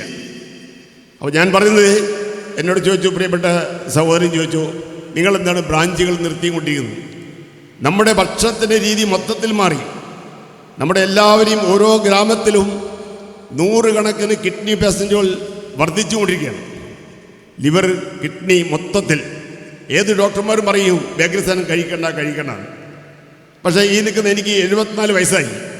ഞാൻ 16 വയസ്സ് മുതൽ കഴിക്കാൻ തുടങ്ങിയാണ്. അതിൽ എനിക്ക് ഇഷ്ടപ്പെട്ടല്ല ക്രീം കേക്കല്ല ഞാൻ കഴിക്കാറ്. എനിക്ക് ഇഷ്ടപ്പെടുന്ന റസ്കോ അല്ലെങ്കിൽ വരുന്നോ അക്കാലത്ത് രാത്രി 2 മണിക്ക് എഴുന്നേറ്റ് ഈ സാധനം കൈകൊണ്ടും കാലുകൊണ്ടും ചവിട്ടി കൊച്ചുകൊണ്ടും കാലുകൊണ്ട് ഈ മെഷീനറി ഇല്ല. ബേക്കറി എന്ന പ്രസ്ഥാനത്തിന് 135 കൊല്ലത്തെ പാരമ്പര്യമുള്ളൂ. തലശ്ശേരി ആരംഭിച്ചാണ്. ടെക്നോളജി മെഷീൻ ഇല്ല. പക്ഷേ അത് വെല്ലം വന്ന് ചുരുങ്ങിയ കാലം കൊണ്ട് ലോകത്തിൽ എവിടെയുമില്ലാത്ത ഒരു ബിസിനസ് കേരളത്തിൽ ബേക്കറി പ്രസ്ഥാനത്തുണ്ട്. ഒരു കാലത്ത് നമ്മുടെ വീട്ടിൽ അവലും പിട്ടും വെള്ളപ്പും എല്ലാം ഉണ്ടായി. ഇന്ന് ബക്കറ്റ് ബിരിയാണിയും അതുപോലെ തന്നെ എല്ലാം ഹോൾസെയിലായി. റോ മെറ്റീരിയൽസ് ഞാൻ പറയാൻ കാരണം, ഡോക്ടർമാർ പറയുന്നത് തെറ്റില്ല. കാരണം നമ്മളെ വീട്ടിൽ നിങ്ങൾ പപ്പടം ഉണ്ടാക്കുന്നുണ്ടെങ്കിൽ ആ പപ്പടം എടുത്തതിന് ശേഷം അതിൽ വേസ്റ്റ് കാണാം, ചെറിയ ഒരു തരി. ആ തരി സാധാരണ നമ്മൾ മാറ്റി വെക്കാറില്ല, വീണ്ടും ആ ഓയിൽ ഉപയോഗിക്കുന്നു. ഈ ഓയിൽ നിന്നാണ് ഏറ്റവും എന്നാണ് പറയുന്നത് അവർ പറഞ്ഞുകൊണ്ടിരിക്കുന്നതും അത് സത്യമാണ്. അതുകൊണ്ടാണ് നിങ്ങൾ കോയമ്പത്തൂരിലോ തമിഴ്നാട്ടിലോ ഹൈദരാബാദിലോ ബാംഗ്ലൂരിലോ മറ്റേത് സ്റ്റേറ്റ് പോയാലും 1 കിലോ സ്വീറ്റ് വാങ്ങുന്നുണ്ടെങ്കിൽ മിനിമം 800-1000 രൂപയാണ്. 1 കിലോ മിച്ചർ വാങ്ങുന്നുണ്ടെങ്കിൽ 600-700-800 രൂപയാണ്. 1 കിലോ ചിപ്സ് വാങ്ങുന്നുണ്ടെങ്കിൽ അതിൻ്റെ വില 680 ഇപ്പോഴത്തെ റേറ്റ്. 1 കിലോ പച്ചക്കായൻ്റെ വില 80 രൂപയാണ്. നമുക്കെല്ലാം കണക്കൂട്ടി അറിയാം ആ ചിപ്സ് ഉണ്ടാക്കാൻ എത്ര അതിന് മുതലീട് വരുന്നുണ്ട്. അപ്പോൾ ക്വാളിറ്റി കുറയുന്നുണ്ടെങ്കിൽ, റേറ്റ് കുറയുന്നുണ്ടെങ്കിൽ നമുക്കറിയാം ആരോഗ്യത്തിന് ഹാനികരമാണ്. അപ്പോൾ തീർച്ചയായും നല്ല റേറ്റിനടുത്ത് നല്ല ബ്രാൻഡാക്കിയാൽ ഈ ലോകത്ത് ഈ ബിസിനസ് ഒരിക്കലും നിൽക്കാൻ പോകുന്നില്ല. ചായപ്പൊടി നമ്മളെല്ലാവരും വായിച്ച ടി വിയിലും വെച്ചു. വളാഞ്ചേരിയിലെ വെങ്ങാട് എന്ന് പറയുന്നത് 10 കണക്കിന് ഡ്യൂപ്ലിക്കേറ്റ് ചായപ്പൊടി ഇറക്കി. കിലോ 100 രൂപയും 150 രൂപയ്ക്കും. ഇന്നൊരു ചായ വാളയാറ് കഴിഞ്ഞാൽ 42 രൂപയും ടാക്സാണ്. ഒരു കാപ്പിക്ക് അതേ റേറ്റാണ്. ഒരു നെയ് റോസ്റ്റ് 189 രൂപയാണ്. ഇതൊക്കെ ഉച്ചക്ക് ഒരു വെജിറ്റേറിയൻ ഭക്ഷണം വേണമെങ്കിൽ ഒരു വലിയ പൈസ ആറില്ല, സാധാരണ ഒരു വൃത്തിയുള്ള ഹോട്ടലിൻ്റെ റേറ്റാണ് ഞാൻ പറയുന്നത്. ഇവിടെ അതെല്ലാം ചെറിയ വില കിട്ടുന്നൊരു സംഭവമാണ്. പക്ഷെ ലാഭം എടുക്കട്ടെ.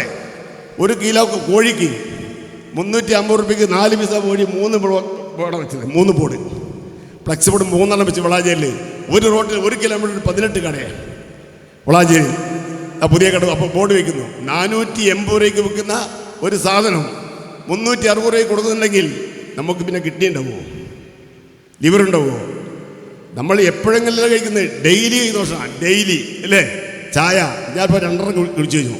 ചെങ്കട്ടി ചെയ്ത് അവിടുന്ന് ലേശം കഴിച്ചു, വീട്ടിൽ നിന്ന് രാവിലെ കഴിച്ചു, ഇനി തിരിച്ചു പോയി വിടുന്നു. അപ്പോൾ 4 ചായ കുടിക്കാൻ എനിക്ക് ആ ചായപ്പൊടിയിൽ കളർ മിക്സ് ഉണ്ടെങ്കിൽ ലിവറിൽ സിഗരറ്റ് വലിച്ചാലുണ്ടാകും, അതിലപ്പുറം ദോഷമാണ്. അപ്പോൾ ചായപ്പൊടി ശ്രദ്ധിക്കണം. ഞങ്ങൾ വിൽക്കുന്നത് 15 രൂപയ്ക്കാണെങ്കിൽ അടുത്ത 10 രൂപയ്ക്കാക്കും. ആ കടക്ക് പൂട്ടി പോകുന്നുണ്ട്. നിലനിൽക്കാൻ ഇവിടുത്തെ കച്ചവടമൊക്കെ ഒത്തരമില്ല. തീർച്ചയായും നിങ്ങളുടെ ഈ സ്ഥാപനം ശരിക്കും കേരളത്തിലൊരു മാതൃകയാവും. കാരണം ദൈവികമായ ആളുകൾ ഇരിക്കുന്നെല്ലാം ദൈവവിശ്വാസത്തിൽപ്പെട്ട ആളുകളും അതിലത്തെ 400 കുടുംബങ്ങൾ നിങ്ങൾക്ക് സഹായിക്കുന്നുണ്ടെങ്കിൽ അവരുടെ പ്രാർത്ഥന. അപ്പോൾ സത്യത്തിൽ മുന്നോട്ട് പോവുകയാണെങ്കിൽ ഇത് ലോകം അറിയപ്പെടുന്ന പ്രസ്ഥാനമാണ്. ഒരു സംശയം വേണ്ട. ലോകം അറിയപ്പെടുന്ന പ്രസ്ഥാനം വളരാൻ ഭക്ഷണം എന്ന് പറയുന്നത് നമുക്കറിയാം. KFC എന്താണ് ഈ KFC? അവരിന്ന് ലോകം മുഴുവനുണ്ട്. അവിടെ മാത്രമല്ല, മൊത്തത്തിൽ നോക്കിയാൽ ഭക്ഷണത്തിൻ്റെ രീതിയിൽപ്പെടുന്ന മറ്റേ പുറം രാജ്യങ്ങളിൽ പോകണം. അടുത്ത ബോംബെ, ബാംഗ്ലൂർ, ഡൽഹി, മദ്രാസ്, എന്താണ് അവിടുത്തെ റേറ്റ്? ആ റോ മെറ്റീരിയൽ നമ്മൾ ഉപയോഗിക്കുന്നത്.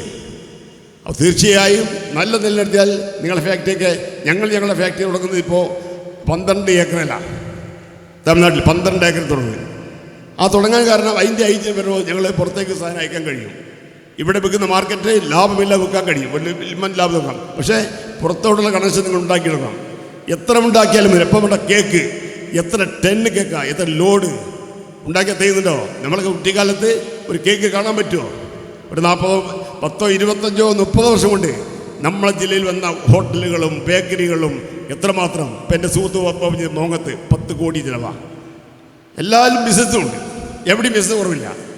അപ്പോൾ തീർച്ചയായും ഈ പ്രസ്ഥാനത്തിൻ്റെ ഓരോ അംഗങ്ങളും ദിവസവും ഞങ്ങളൊക്കെ ഭക്ഷണം കൊടുക്കുന്നതിനെ ഓരോ മതവിശ്വാസത്തിനനുസരിച്ച് പ്രാർത്ഥന കൊടുക്കും. കാരണം ഒരു ചെറിയ തെറ്റ് പറ്റിയാൽ മതി, നമ്മൾ തെറ്റ് ചെയ്യേണ്ട, വാങ്ങുന്ന തെറ്റുണ്ടായാൽ മതി. അത്രയും ഒരു ദിവസവും പേടിച്ചും കൂടി ചെയ്തിട്ടില്ല. മറ്റെന്തും പേടിക്കേണ്ട വിഷയമാണ്. സ്വർണ്ണമാവട്ടെ, തുണിയാവട്ടെ, ഭക്ഷണം എന്ന് പറയുന്നത് വളരെയധികം ദിവസവും പ്രാർത്ഥിച്ചുകൊണ്ട് അത് തുടങ്ങണം. അതല്ലെങ്കിൽ അതിൻ്റെ വിഷമങ്ങൾ ഇല്ലേ? അത്രമാത്രം ഇന്ന് കേരളത്തിൽ ഡിപ്പാർട്ട്മെൻറ്റ് ഏറ്റവും കൂടുതൽ നമ്മളെ ഉപദ്രവിക്കുന്ന മാതിരിയാണ്. ഏറ്റവും കൂടുതൽ ഇവിടെ അറിഞ്ഞുകൊണ്ട് ഒരു മനുഷ്യൻ തെറ്റിയില്ല. കാരണം നമ്മൾ കഴിക്കുന്ന ഭക്ഷണം നമ്മൾ കൊടുക്കുന്നത്. അപ്പോൾ തീർച്ചയായും ഹോൾസെയിൽ ബിസിനസ് ചെയ്യുകയാണെങ്കിലും നല്ല റേറ്റ് വന്നാൽ ഈ രാജ്യത്ത് നല്ല സ്ഥലം വെക്കാൻ കഴിയും. അതിന് പല ഉദാഹരണം ഞാൻ പറയുന്ന സമയമില്ല, അവിടെ നിറയെ ആളുകൾ സംസാരിക്കാനുണ്ട്. എന്തായാലും എനിക്ക് ഒരു അവസരം കിട്ടിയത് വളരെ സന്തോഷം തോന്നി. കാരണം നേരത്തെ ഒരു 27 വർഷങ്ങൾക്ക് മുന്നേ, 27-30 വർഷം ഉണ്ടാവും, വളാഞ്ചേരിയിൽ ഞാൻ തുടങ്ങി 40 വർഷമായി. ഫേമസ് ബേക്കറി സിദ്ദീഖൊക്കെ എൻ്റെ വളരെ സുഹൃത്തുക്കളാണ്. ഞങ്ങളൊക്കെ എല്ലാം ഒരു കുടുംബം തന്നെയാണ്. അപ്പോൾ എൻ്റെ സുഹൃത്ത് പറഞ്ഞു, ഈ ബേക്കറി വന്നുകൊണ്ട് കെയർ ബേക്കറി പൂട്ടിപ്പോകുന്നുണ്ട്. ഞാൻ പറയുന്നു, ഒരു ബേക്കറിയും പൂട്ടിപ്പോവില്ല. നിങ്ങൾ കൊടുക്കുന്ന ഉൽപ്പന്നം നല്ലതാണെങ്കിൽ ഇവിടെ ജാതി മത വ്യത്യാസമില്ലാതെ സീതാന ഗുരുദേവൻ പറഞ്ഞ മാതിരി മതമേതായാലും മനുഷ്യൻ നന്നായാൽ മതി. മനുഷ്യൻ നന്നാവണം. അതിന് ജാതിയ മതമല്ലാതെ വ്യത്യാസം, മനുഷ്യൻ നന്നാവാൻ കഴിയണം. ഒരു ബേക്കറി ഞങ്ങൾ പൂട്ടിയിട്ടില്ല.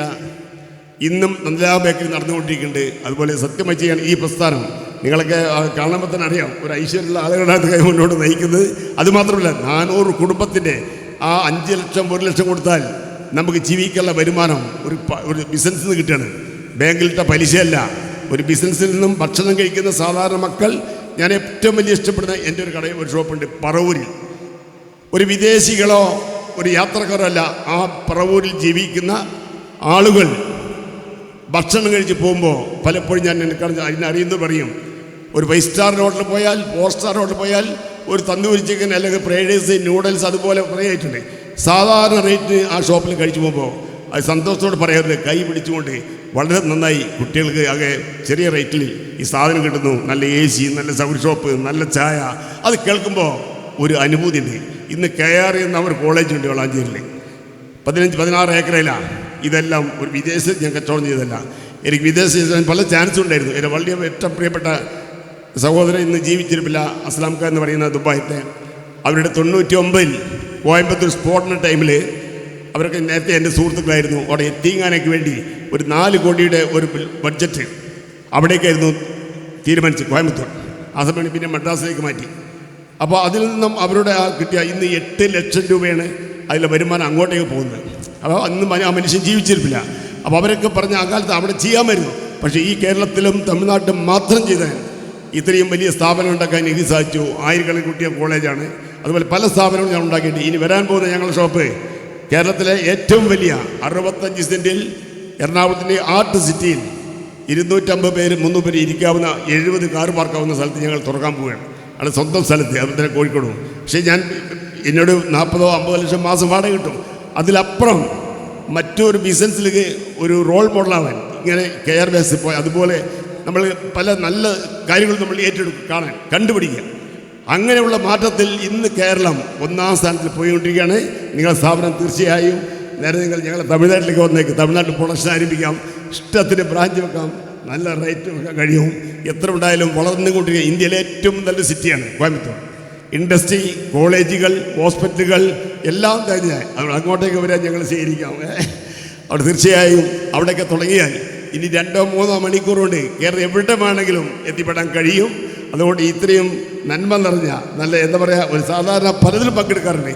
തമിഴ്നാട്ടിലൊക്കെ ഞാൻ 5000 പേരും അല്ല 5 ലക്ഷം പേര് പങ്കെടുക്കുന്ന വ്യാപാരി വർഷങ്ങൾ പോകാറുണ്ട്. പക്ഷേ ഇത്രയും നല്ല ഒരു ഇങ്ങനെ ഇത്ര നല്ല കുടുംബങ്ങൾക്ക് ഇതിൻ്റെ വരുമാനം കിട്ടുക എന്ന് പറയുന്നത്, ലാഭം കിട്ടുക, അത് എൻ്റെതും കൂടിയാണ് എന്ന് പറയുമ്പോഴല്ലോ. ഇപ്പം മലബാർ ഗോൾഡ് അത് ഉദാഹരണമാണ്. ഇന്ന് ചുരുങ്ങിയ കാലം കൊണ്ട് ലോകം അറിയപ്പെടുന്ന ഒരു വലിയ വസ്തുവായി മാറാൻ കാരണം അതിൽ നിന്ന് കിട്ടുന്ന ചെറിയ വരുമാനം കൊണ്ട് എത്രയോ കുടുംബങ്ങൾ ജീവിക്കുന്നു അല്ലേ, ജോലി ചെയ്താൽ.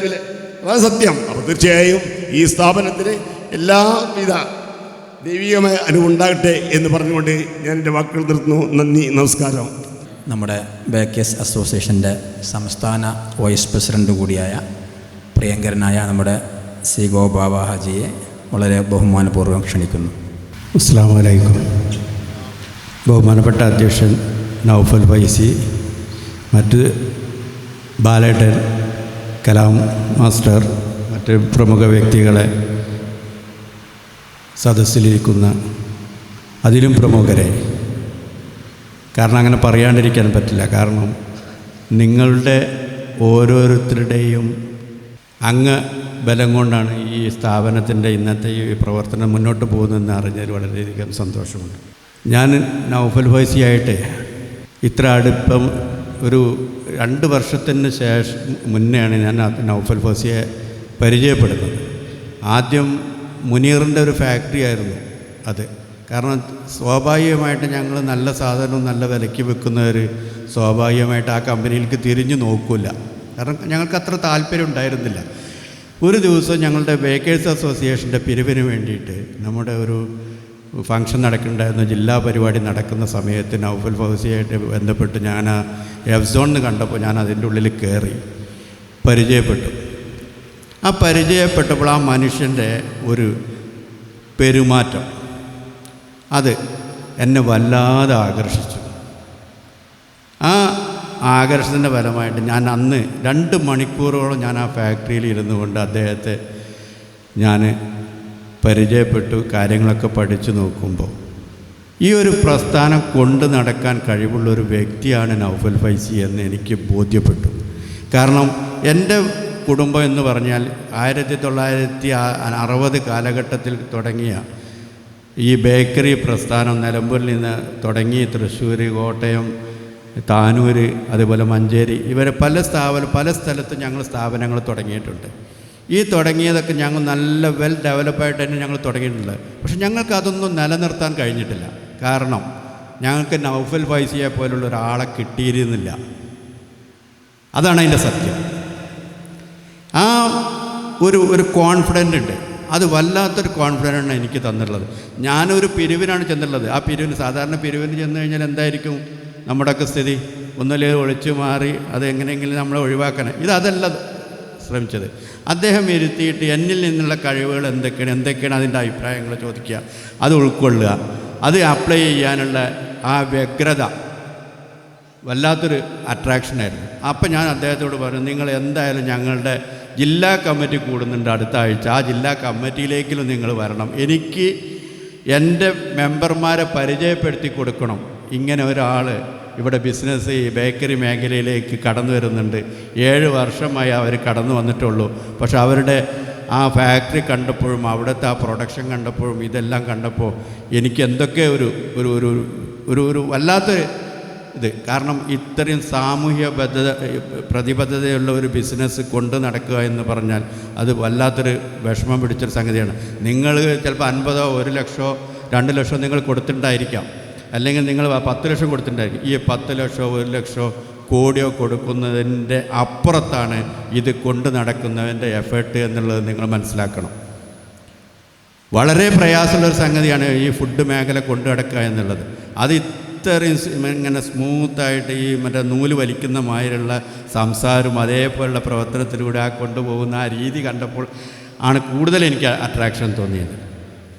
അതിനുശേഷം അദ്ദേഹം എന്ത് കാര്യത്തിന് വിളിച്ചു കഴിഞ്ഞാലും ഞാനത് അപ്പോഴേക്കപ്പോഴെ കാര്യങ്ങൾ ചെയ്ത് കൊടുക്കാൻ ശ്രമിച്ചിട്ടുണ്ട്, നടന്നിട്ടുമുണ്ട്. അതിലൊക്കെ അപ്പുറം ഞാൻ അദ്ദേഹത്തോട് ചോദിച്ചു, നിങ്ങൾ ഈ പ്രസ്ഥാനം ഒന്ന് വൈഡാക്കിക്കൂടെ എന്ന് ചോദിച്ചു. ഒരു ഏക്കർ 2 ഏക്കർ സ്ഥലം എടുത്തിട്ട് ഒന്നും കൂടി ഒന്ന് വൈഡാക്കിയിട്ട് നിങ്ങളൊന്ന് കുറച്ചുകൂടി സ്പേഷ്യസ് ആയിട്ട് കാര്യങ്ങൾ നിങ്ങൾക്ക് ചെയ്തുകൂടെ? നിങ്ങൾക്ക് അതിനുള്ള കഴിവുണ്ട്, അതിനുള്ള ഒരു മാർക്കറ്റും നിങ്ങളെ കയ്യിലുണ്ടെന്ന് എനിക്ക് തോന്നുന്നുണ്ട് ഇവിടുത്തെ ഇതെല്ലാം കൂടി കണ്ടിട്ടെന്ന് പറഞ്ഞപ്പോൾ അദ്ദേഹത്തിൻ്റെ നിന്നുള്ള വാക്കുകൾ എനിക്ക് കിട്ടിയതെന്ന് വെച്ചാൽ 2 ഏക്കറല്ല ഭാഗമൊക്കെ ഞങ്ങൾ ഉദ്ദേശിക്കുന്നത്, ഞങ്ങൾ 10 ഏക്കറയാണെന്നാണ് പറഞ്ഞത്. അപ്പോൾ അദ്ദേഹത്തിൻ്റെ ആ ഒരു കോൺഫിഡൻ്റ് ഉണ്ടല്ലോ, അതും എന്നെ കൂടുതൽ ആഗ്രഹിച്ചു. 10 ഏക്കർ സ്ഥലം എടുത്തിട്ട് അതും ഞങ്ങൾക്ക് ഈ കാടപ്പടി എന്നുള്ള അഡ്രസ്സിൽ നിന്ന് മാറിയിട്ട് വേറൊരു അഡ്രസ്സ് വേണം എന്നുള്ളതാണ് അദ്ദേഹത്തിൽ നിന്നുള്ളൊരു വാക്കുണ്ടായത്. കാരണം കാടപ്പടി എന്നുള്ളത് ശരിക്കും നമ്മുടെ ഫുഡ് മേഖലയിൽ ഇന്ന് നമുക്കൊരു റിമാർക്കായിട്ട് നിൽക്കുന്നുണ്ട്. ഞാൻ കുറ്റപ്പെടുത്തുകയല്ല. നമ്മൾ എപ്പോഴും നേരത്തെ ബാലേട്ടൻ പറഞ്ഞ പോലെ തന്നെ നല്ല സാധനങ്ങൾ നമ്മൾ എവിടെ ഏത് കാലത്ത് വെച്ചിരുന്നാലും അത് ഒരുത്തൻ്റെ നാവിൽ അത് തുമ്പത്ത് അതിൻ്റെ ടേസ്റ്റ് വന്നിട്ടുണ്ടെങ്കിൽ അവൻ ജീവിതകാലത്ത് ആ ആളെ മറക്കില്ല, ആ സ്ഥാപനത്തെ മറക്കില്ല എന്നുള്ളത് എൻ്റെ ജീവിതത്തിൽ നിന്നുള്ളൊരു തെളിവ് ഞാൻ നിങ്ങൾക്ക് പറഞ്ഞുതരാം. ഞാൻ മലേഷ്യയിൽ നിന്ന് ഒരു കാറിൽ യാത്ര ചെയ്യുകയാണ്. എവിടേക്ക്? ഇന്തോനേഷ്യ വഴിക്ക് ഒരു ഉൾഗ്രാമങ്ങളിലൂടെ യാത്ര ചെയ്യുമ്പോൾ ഒരു സ്ഥലത്ത് ഞങ്ങൾ ഭക്ഷണം കഴിക്കാൻ നിർത്തിയപ്പോൾ നല്ലൊരു ഇന്ത്യൻ സ്റ്റൈലിലുള്ളൊരു ഹോട്ടലാണ് ഞങ്ങൾ കണ്ടത്. അപ്പോൾ ഞങ്ങളവിടെ നിർത്തി. ഞങ്ങൾക്ക് നല്ല ഭക്ഷണം കിട്ടുമല്ലോ, ഇന്ത്യൻ ഭക്ഷണം എന്നുള്ളവർക്ക് അവിടെ നിർത്തിയപ്പോൾ നമ്മുടെ മലയാളികൾ എവിടെയും ഭക്ഷണം ഉണ്ടാക്കുന്ന കാര്യത്തിൽ അവിടെ ഉണ്ടാവുമല്ലോ നമ്മൾ. അപ്പോൾ അവിടെ ചെന്ന് കയറിയിരുന്നപ്പോൾ എന്നോട് ചോദിച്ചു, നിങ്ങൾ മലയാളികളാണല്ലേ? ഞങ്ങളുടെ ഗ്രൂപ്പിനോട് ചോദിച്ചു. ആ മലയാളികളാണ്. നിങ്ങൾ എവിടെ നിന്നാണ് വരുന്നതെന്ന് ചോദിച്ചു. ഞാൻ ചാളാരിയാണ്. എൻ്റെ നിങ്ങളെവിടെയെന്ന് വെച്ചു. ഞാൻ മഞ്ചേരിയാണെന്ന് പറഞ്ഞു. അപ്പോൾ ഈ മഞ്ചേരിയാണെന്ന് പറഞ്ഞു. മഞ്ചേരി എവിടെയെന്ന് ചോദിച്ചപ്പോൾ മഞ്ചേരി സ്ഥലങ്ങളൊക്കെ പറഞ്ഞു.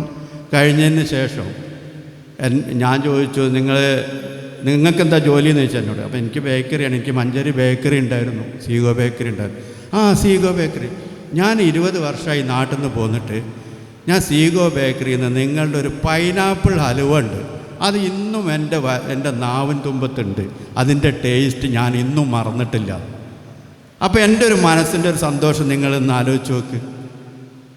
അത് ആ ഒരു സന്തോഷം. ആ 20 വർഷമായിട്ടും അയാൾ കുടുംബസമേതം അവിടെ ഒരു ഇന്തോനേഷ്യക്കാരത്തിനെ കെട്ടി അവിടെ മക്കളൊക്കെ ആയി അവിടെ ജീവിച്ചിട്ട് പോലും അദ്ദേഹം സീഗോ ബേക്കറിൻ്റെ പൈനാപ്പിൾ ഹലുവ മറന്നിട്ടില്ല എന്നുണ്ടെങ്കിൽ അതുപോലെ തന്നെയാണ് ഓരോ വ്യക്തികളും ഭക്ഷണ സാധനം എന്ന് പറയുന്നത്. അപ്പോൾ എന്താണെന്ന് വെച്ച് കഴിഞ്ഞാൽ നമ്മുടെ നല്ല സാധനങ്ങൾ കൊടുത്തുകൊണ്ട് നല്ലൊരു ചെയ്യുകയാണെന്നുണ്ടെങ്കിൽ തീർച്ചയായിട്ടും നേരത്തെ ബാലേട്ടൻ പോലെ ഒരിക്കലും നശിക്കാത്തൊരു ബിസിനസ്സാണ് നമ്മളുടെ ഈ ഫുഡ് മേഖല എന്ന് പറയുന്നത്.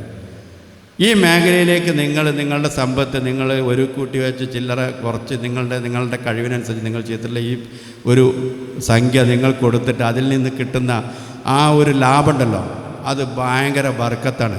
ഞങ്ങൾക്കൊക്കെ അനുഭവമാണ്. നിങ്ങൾ നോക്കുമ്പോൾ ഒരു ഫുഡ് ബിസിനസ് ചെയ്യുന്ന ഒരു കുടുംബത്തിൽ നിന്ന് എന്തൊരു അബദ്ധത്തിൽ പെട്ട് കഴിഞ്ഞാൽ പോലും അതിൽ നിന്ന് ഒരുത്തനെങ്കിലും ഉയർന്നു വന്നിട്ട് ആ കുടുംബത്തെ രക്ഷിക്കാനുണ്ടാവും എന്നുള്ളത് നിങ്ങൾ ഒന്ന് സർവേ നടത്തി നോക്ക്. പണ്ട് മദ്രാസ് ഹോട്ടലുകളിൽ പലവരും തകർത്തുണ്ടെങ്കിലും ഏതോ ഒരുത്തൻ ആ ബിസിനസ് നിലനിർത്താൻ അവിടെ ഉണ്ടാവും. അത് നിങ്ങളൊന്ന് സർവേ നടത്തി നോക്ക്. ഒരിക്കലും നശിക്കില്ല. അത് സത്യസന്ധമായിരിക്കണം. അത് ബാലേട്ടൻ പറഞ്ഞ പോലെ വളരെ വ്യക്തമായിരിക്കണം, സത്യസന്ധമായിരിക്കണം. അതുപോലെ തന്നെ നമ്മൾ എന്ത് വേണം, ഈ രാജ്യത്ത് നമ്മുടെ ഏറ്റവും കൂടുതൽ വിൽക്കപ്പെടുന്ന ഒരു പ്രോഡക്റ്റാണ് ഭക്ഷണം. അതിന് നമ്മളുടെ രാജ്യത്തെ നമ്മൾ സ്നേഹിക്കണം. നമ്മൾ GST കൊടുത്തുകൊണ്ടായിരിക്കണം നമ്മളുടെ കച്ചവടം ചെയ്യേണ്ടത് എന്ന് നിങ്ങളോട് പറയാം. കുറച്ച് ലാഭമൊക്കെ നമുക്ക് കുറയും. ഞാൻ നേരത്തെ നൗഫൽ വോയിസിയോട് പറഞ്ഞു, നമ്മൾ ലാഭം കുറഞ്ഞാലും ശരി നമ്മുടെ രാജ്യത്തിൻ്റെ നിയമങ്ങൾ പാലിച്ചുകൊണ്ട് ചെയ്യുകയാണെന്നുണ്ടെങ്കിൽ അതിൽ കൂടുതൽ ബർക്കത്തുണ്ടാവും.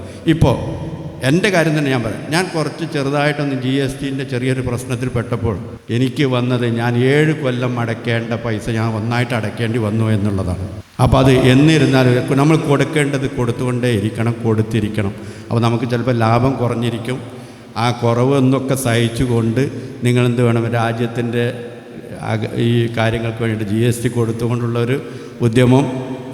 ഇനിയിപ്പോൾ നിങ്ങൾ GST നമ്മൾ കറക്റ്റായിട്ട് കൊടുക്കാൻ പുറപ്പെട്ട് കഴിഞ്ഞാൽ കുറച്ച് ലാഭം കുറയും. അപ്പോൾ നിങ്ങൾ നൗഫൽ വൈസിയെ കുറ്റപ്പെടുത്തരുത്. അത് മാത്രമേ എനിക്ക് പറയാനുള്ളൂ. കാരണം അത് നമുക്ക് നിർബന്ധമായുള്ള കാര്യമാണ്. അല്ല എന്നുണ്ടെങ്കിൽ ഈ സ്ഥാപനം നമുക്ക് നിലനിർത്തിക്കൊണ്ടുപോകാൻ സാധിക്കില്ല എന്നുള്ളത് കൂടി ഞാൻ ഓർമ്മപ്പെടുത്തുകയാണ്. അതുപോലെ തന്നെ നിങ്ങളുടെ സമ്പത്തിൻ്റെ ഈ ഒന്നും കൂടി ഒന്ന് കനപ്പെട്ട് ഈ സ്ഥാപനത്തെ ഉയർത്തിക്കൊണ്ടുവരണം. നൗഫൽ ഫൈസിൻ്റെ പല ആഗ്രഹങ്ങളും പല പ്രപ്പോസലുകളും അദ്ദേഹത്തിൻ്റെ മനസ്സിലുണ്ട്. അതെല്ലാം അദ്ദേഹത്തെ നിങ്ങൾ ഏൽപ്പിച്ചു കഴിഞ്ഞാൽ നിങ്ങളുടെ ഇടയിൽ ദൃഢമായിരിക്കും. നിങ്ങൾക്കതൊരു നല്ലൊരു സമ്പത്തായിരിക്കും, നിങ്ങൾക്കൊരു ഉറച്ച ബിസിനസ്സാണ് ആയിരിക്കും എന്നുള്ള നല്ലൊരു ബോധ്യം എനിക്കുണ്ട്. നിങ്ങൾക്കതിന് ഞാൻ സാക്ഷ്യപ്പെടുത്തുകയാണ്. അതുകൊണ്ട് നിങ്ങളെല്ലാവരും ഈ പ്രസ്ഥാനം ഉയർത്തുന്നതിന് വേണ്ടിയിട്ടുള്ള എല്ലാ കാര്യങ്ങളും ഇവർക്ക് ഡയറക്ടറേറ്റിന് സപ്പോർട്ട് ചെയ്യണമെന്ന് മാത്രം പറഞ്ഞുകൊണ്ട് നിങ്ങൾക്ക് എല്ലാവിധ ആശംസകളും എല്ലാ ബർക്കത്തും അള്ളാഹുവിൽ നിന്നുണ്ടാവട്ടെ എന്ന് പ്രാർത്ഥിച്ചുകൊണ്ട് നിർത്തുന്നു. നമസ്കാരം. അസ്സലാമു അലൈക്കും. ബഹുമാന്യനായ അബ്ദുൽ കലാം മാസ്റ്റർ അവറുകളെ ആദരിക്കുന്നു. അതിനുവേണ്ടി അദ്ദേഹത്തെ ആദരപൂർവ്വം ക്ഷണിക്കുന്നു. ആദരിക്കുന്നതിന് വേണ്ടി KR ബാലൻ സാറൻ അവറുകളെയും ആദരപൂർവ്വം ക്ഷണിക്കുന്നു.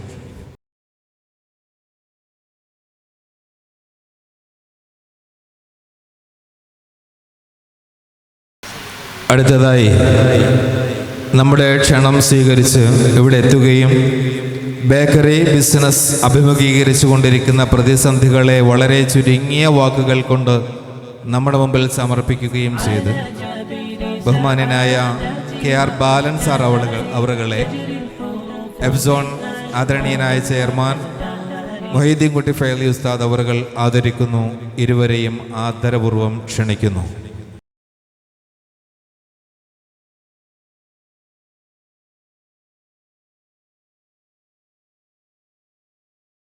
അടുത്തതായി bakers association Kerala vice president ബഹുമാനപ്പെട്ട സീഗോ ബാവ ഹാജിയെ നൗഫൽ ഫൈലി ഉസ്താദ് അവറുകൾ ആദരിക്കുന്നു. ഇരുവരെയും ആദരപൂർവ്വം ക്ഷണിക്കുന്നു.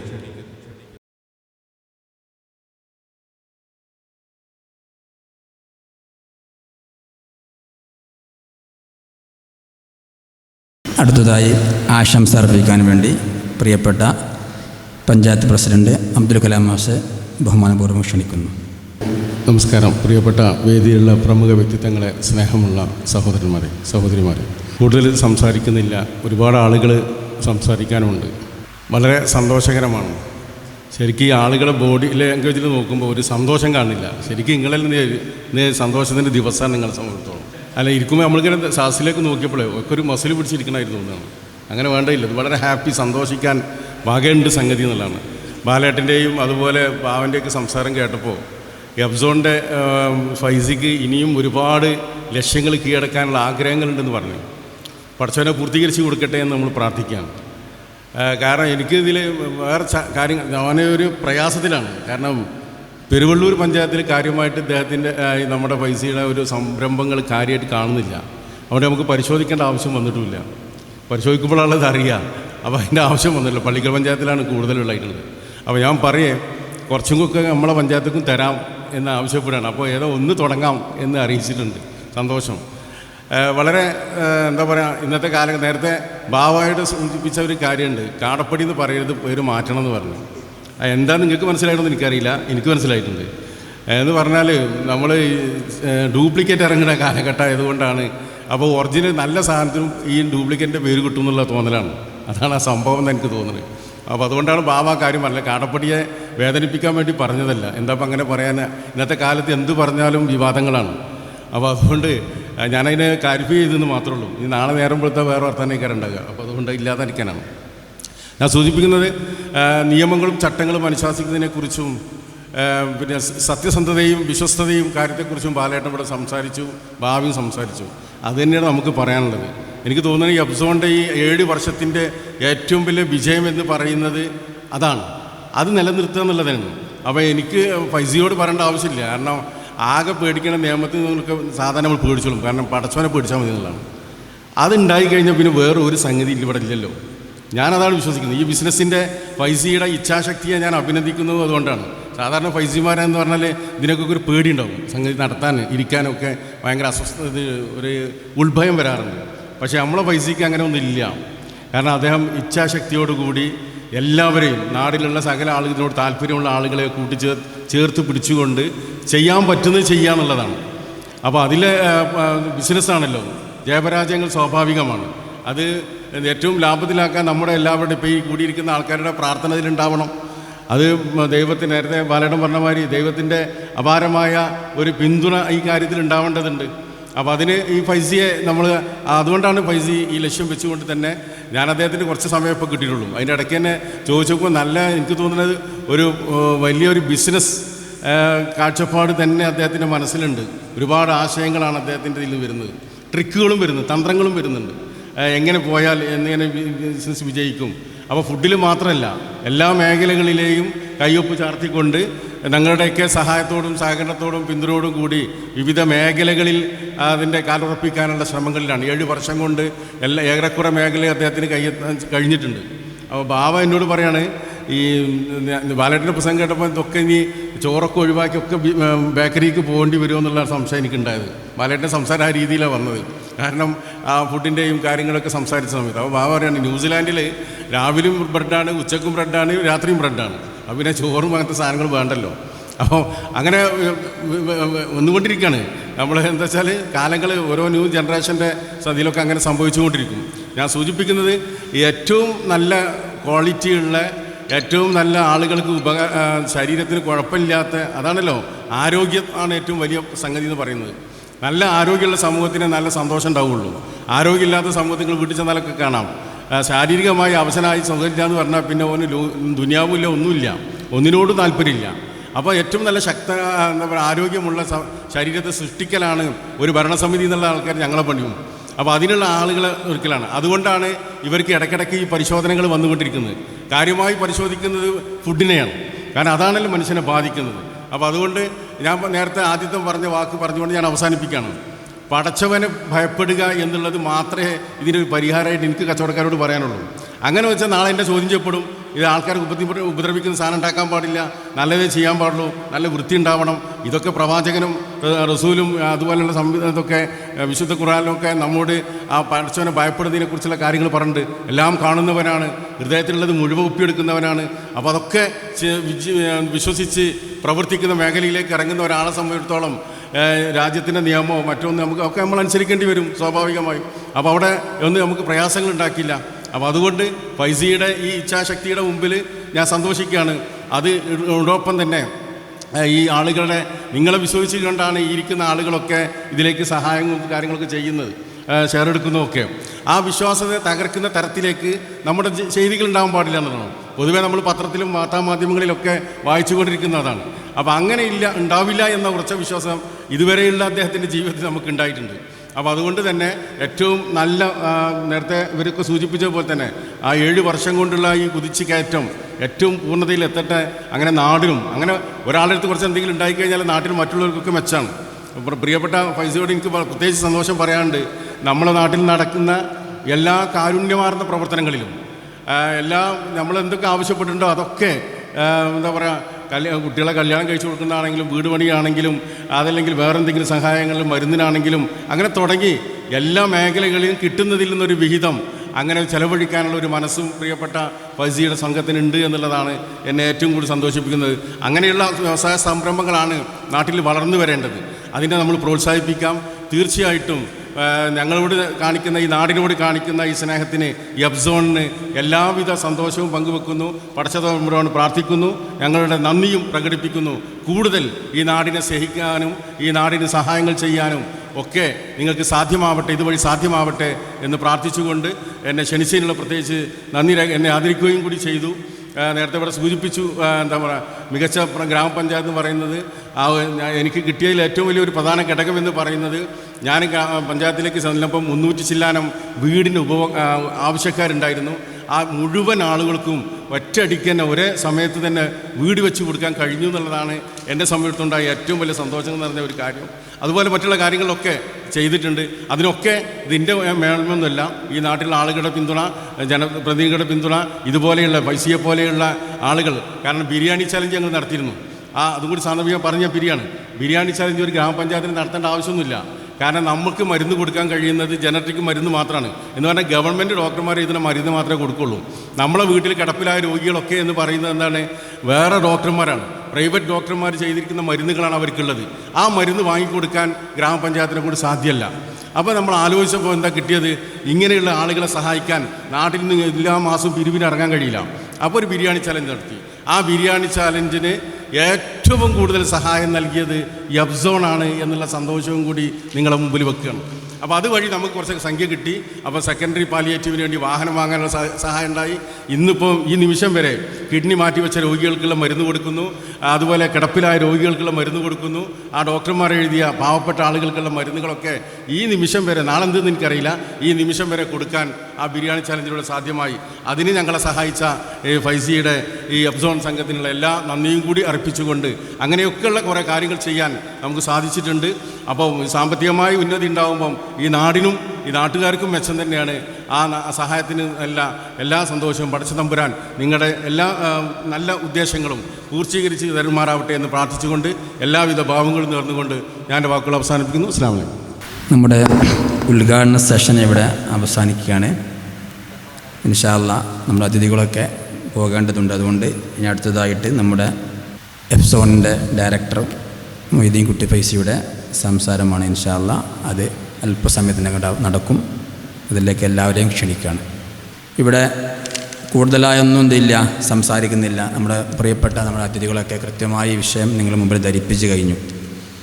അപ്പോൾ എഫ്സോണിനെ സംബന്ധിച്ചിടത്തോളം 7ാം വർഷത്തിലേക്ക് കിടക്കുകയാണ്. നമ്മൾ ഡയറിൻ്റെ മുകളിലൊക്കെ എഴുതിയൊരു വാക്കുണ്ട്, 7 years of trust and success. വിശ്വാസത്തിൻ്റെയും വിജയത്തിൻ്റെയും 7 വർഷമാണ് ഇവിടെ പൂർത്തിയായിരിക്കുന്നത്. അള്ളാഹു ഇനിയും ഇതുപോലെ അല്ലെങ്കിൽ ഇതിലുപരി മുന്നോട്ട് പോകാൻ അള്ളാഹു തൗഫീഖ് ചെയ്യട്ടെ എന്ന് ദുആ ചെയ്യണം. അതിലൊക്കെ വേണ്ടത് ഈ എഫ്സോൺ കുടുംബാംഗങ്ങളായ നിങ്ങളുടെയൊക്കെ ആത്മാർത്ഥമായ പിന്തുണയും സഹായവും അതേപോലെ തന്നെ പ്രാർത്ഥനയുമാണ്. നേരത്തെ സംസാരിച്ച ആൾക്കാരൊക്കെ ഈ ഫൈസി വരുമ്പോൾ എല്ലാവരും ഇന്നെ മാത്രം ചെയ്യേണ്ട, തെറ്റിദ്ധരിക്കേണ്ട. മൊയ്തീൻ കുട്ടി ഫൈസിനെയാണ് അധികം എല്ലാവരും ഉദ്ദേശിച്ചത്. എല്ലാവർക്കും പൊതുവെ കാണലും ബന്ധപ്പെട്ടുള്ളതൊക്കെ ഞാനാണ് എല്ലാവരും വിളിക്കലൊക്കെ. അപ്പോൾ എല്ലാവരും എൻ്റെ പേരെല്ലാവർക്കും അധികം ഓർമ്മ ഉണ്ടാവുള്ളൂ. മൂപ്പര് തന്നെ പൊതുവെ അത്തരം വിഷയങ്ങളൊക്കെ ബാക്കോട്ടാണ്. ഇയാളെ സ്വീകരിക്കുക, അവരുമായി കമ്മ്യൂണിക്കേറ്റ് ചെയ്യുക, അതിനൊക്കെ പൊതുവെ ഞാനാണ് ഉണ്ടാവാറുള്ളത്. അതുകൊണ്ട് അവർക്ക് പരിചയം തന്നെ കൂടുതലാണ്. ഇതിൻ്റെ ആശയങ്ങളും ഇതിൻ്റെ മിഷനും വിഷനൊക്കെ പ്രിയപ്പെട്ട ഫൈസിൻ്റെ തന്നെയാണ്. അപ്പോൾ കുറേ ആൾക്കൊക്കെ ആകെ ഡൗട്ടാണ് ഏത് പൈസയാണ് ഉദ്ദേശിച്ചത്, നൗഫുൽ ഫൈസിയാണോ മൊയ്തീൻകുട്ടി ഫൈസാണോ? ഒക്കെ എല്ലാ ഫൈസിമാരുണ്ട്. കൂട്ടത്തിൽ മികച്ചു നിൽക്കുന്നതാണ് മൊയ്തീൻകുട്ടി ഫൈസി തന്നെയാണ്. അപ്പോൾ അതിൽ ഒരു സംശയം ഉണ്ടാകണ്ട എന്ന് കരുതി ഞാൻ എന്ത് ചെയ്യാൻ വ്യക്തത വരുത്തിയാണ്. ഇവിടെ പല ബിസിനസ് മീറ്റിങ്ങിൽ നമ്മൾ പങ്കെടുക്കുന്ന സമയത്ത് പലരും ചോദിക്കാറുണ്ട്, നിങ്ങളെന്തിനായി 500 ആൾക്കാർ ഇത്രയും ആൾക്കാർ ഇൻവെസ്റ്റേഴ്സ് സ്വീകരിക്കണേ, വലിയ ഫണ്ടർമാരെ കിട്ടൂലേ, 10 ലക്ഷവും 25 ലക്ഷവും 50 ലക്ഷവും 1 CR ഒക്കെ ഇൻവെസ്റ്റ് ചെയ്യാൻ തയ്യാറുള്ള എത്ര ആൾക്കാർ കേരളത്തിലുണ്ട്? നമ്മളെ ബന്ധപ്പെടാറുണ്ട്, പലപ്പോഴും നമ്മൾ ബന്ധപ്പെട്ടിട്ടുണ്ട്. ഇത്ര 1 CR ഇൻവെസ്റ്റ് ചെയ്യാൻ താല്പര്യമുള്ള ആൾക്കാരൊക്കെ നമ്മളെ കൂട്ടത്തിലുണ്ട്, നമ്മളെ പുറത്തുമുണ്ട്. ഇവിടെയൊക്കെ നമ്മൾ പറയാറുള്ളൊരു പോളിസി, പരമാവധി ലാഭം കിട്ടുകയാണെങ്കിൽ എന്ത് ചെയ്യുക, അത് പരമാവധി അത്ര പേരിലേക്ക് എത്തിക്കാൻ കഴിയുന്നുള്ള വലിയൊരു നേട്ടം നമ്മൾ ഉദ്ദേശിക്കുന്നുണ്ട്. ഇനി ഇൻകേസ് അതറ്റ നഷ്ടം സംഭവിക്കുകയാണെങ്കിലോ, ഒരു മനുഷ്യൻ ജീവിതത്തിൽ സമ്പാദിച്ച മൊത്തം സമ്പത്തും ഇപ്പോൾ ഞാൻ അടുത്ത് വരാൻ വന്ന എല്ലാ പദ്ധതികളും നമുക്കറിയാം. അപ്പോൾ ചെന്നൈ പ്രൊജക്റ്റ് ആരംഭിച്ചപ്പോൾ നമ്മൾ ഒരാളിന് 1 ലക്ഷം രൂപ ഇൻവെസ്റ്റ് സ്വീകരിച്ചത്. അതേപോലെ തന്നെ ഇനി വരാൻ പോകുന്ന എല്ലാ പദ്ധതികളും അങ്ങനെ ഉദ്ദേശിക്കുന്നത് മിനിമം ഒരാൾക്ക് 1 ലക്ഷം ഇൻവെസ്റ്റ് ചെയ്യാൻ പറ്റും ഒരു പദ്ധതിയിൽ. കാരണം ലാഭം കിട്ടിയാൽ ഒരുപാട് പേരിലേക്ക് എത്തിക്കാം. ഇൻകേസ് നഷ്ടം വന്നാൽ അയാളെ മൊത്തം സമ്പാദ്യം ചെയ്യേണ്ട, ആ ഷോപ്പിൽ നഷ്ടപ്പെടേണ്ടല്ലോ എന്നാണ് നമ്മൾ ഉദ്ദേശിക്കുന്നത്. പിന്നെ അതിൻ്റെ ആത്മീയ വശം, അതിനപ്പുറം ഒരു ബിസിനസ് ട്രിക്ക് കൂടി അതിലുണ്ട് ഇൻഷാ അല്ലാഹ്. കാരണം അതിൽ അത്രയും പേര് നമ്മളെ കൂടെ കൂടുമ്പോൾ ഒരുപാട് പ്രയാസം നമുക്കുണ്ട്. പലരും ചോദിക്കാറുണ്ട്, നിങ്ങളെന്തിനാ എൻ്റെ ചെന്നൈ പ്രൊജക്റ്റിലേക്ക് 10 ലക്ഷം ഞാൻ തരല്ലോ, ഇതിന് 40,000 വാങ്ങണേ, അല്ലെങ്കിൽ 100,000 വാങ്ങണേ, ഞാൻ 10 ഞാൻ തരാം, അല്ലെങ്കിൽ 20 ഞാൻ തരാം എന്നൊക്കെ ചോദിച്ചിട്ടുണ്ട്. സംഭവത്തിൽ ഞങ്ങൾക്ക് റിസ്ക് കൂടുതലാണ്. ആൾക്കാരെ എണ്ണം കൂട്ടുമ്പോൾ ഒരുപാട് റിസ്ക് ഉണ്ട്. കാരണം അവരൊക്കെ പ്രത്യേകിച്ചും അക്കൗണ്ട് ചെയ്യണം, അവരൊക്കെ അക്കൗണ്ട്സ് പ്രത്യേകം രേഖപ്പെടുത്തണം, അത് വിട്ടുകൊടുക്കണം, അതിൻ്റെ ലാഭം കാണിച്ചു കൊടുക്കണം, ഇതൊക്കെ ഉണ്ട്.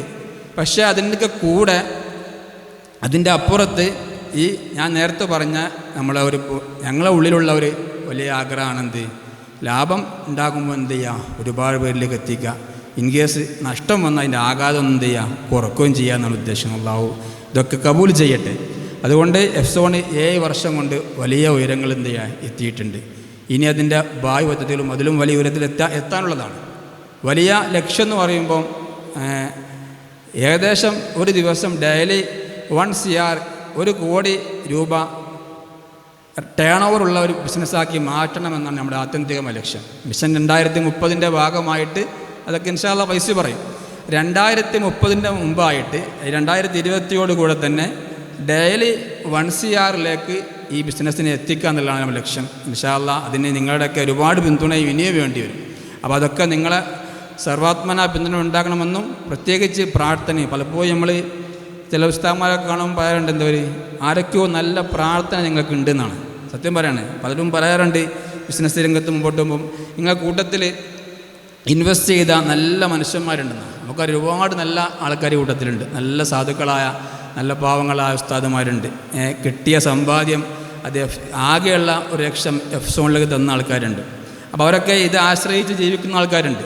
അപ്പോൾ അവരുടെയൊക്കെ ഒരു അകമഴിഞ്ഞ പ്രാർത്ഥന കൊണ്ട് മാത്രമാണ് നേരത്തെ ഇവിടെ പറയപ്പെട്ടതുപോലൊക്കെ ഇത് മുമ്പോട്ട് പോയിക്കൊണ്ടിരിക്കുന്നത്.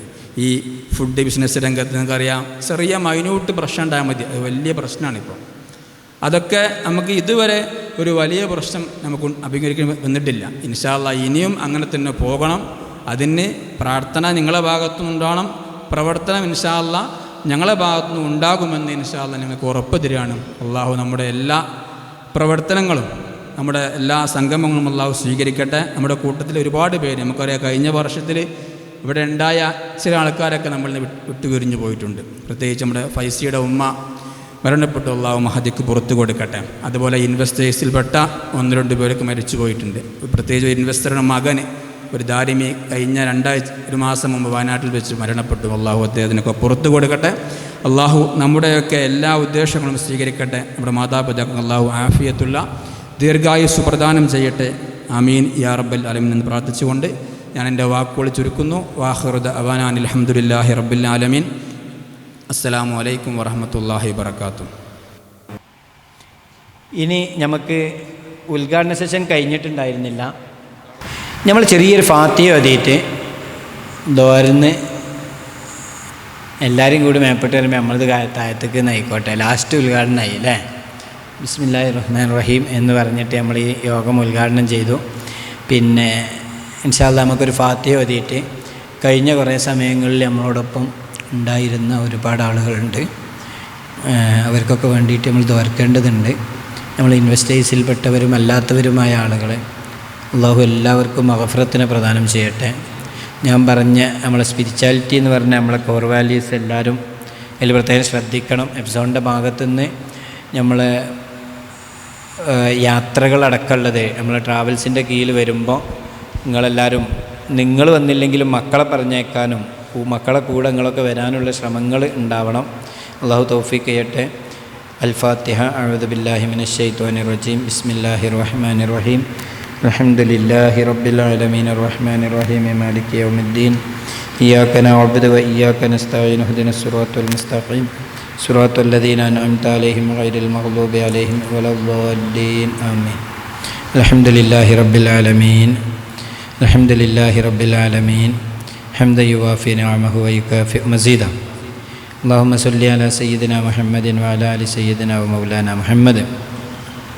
അല്ലാഹുവേ പടച്ചവനെ റബ്ബേ, ഞങ്ങൾ ഈ ചൊല്ലിയത് ഞങ്ങൾ ഓതിയത് പടച്ചവനെ റബ്ബേ, ഞങ്ങൾ പറഞ്ഞതെല്ലാം നീ നിൻ്റെ സ്വാലിഹായ സൽക്കർമ്മങ്ങളിൽ ഉൾപ്പെടുത്തി അനുഗ്രഹിക്കണം റബ്ബേ. എല്ലാം നീ കബൂലാക്കണം അല്ലാഹ്. പടച്ചവനെ ഞങ്ങളുടെ ഈ സംരംഭത്തെ നിൻ്റെ പൊരുത്തത്തിലാക്കി ഒരുപാട് വളർത്തി തരണം റബ്ബേ. അല്ലാഹുവേ, അതുകൊണ്ട് നിൻ്റെ ദീനിനെ ഖിദ്മത്ത് ചെയ്യാൻ ഞങ്ങൾക്ക് നീ തൗഫീഖ് ചെയ്യണം റബ്ബേ. പടച്ചവനെ ഞങ്ങൾക്ക് നീ അതിന് തൗഫീഖ് ചെയ്യണം റബ്ബേ. പടച്ചവനെ ഞങ്ങളെ നീ നിൻ്റെ ദീനിൻ്റെ ഖാദിമ്യങ്ങളിൽ ഉൾപ്പെടുത്തണം അല്ലാഹ്. അല്ലാഹുവേ, ദീനിൻ്റെ ഖാദിമ്യങ്ങളിൽ ഉൾപ്പെടുത്തണം റബ്ബേ. നാഫിയ ഇൽമിൻ്റെ ഖാദിമ്യങ്ങളിൽ ഉൾപ്പെടുത്തണം അല്ലാഹ്.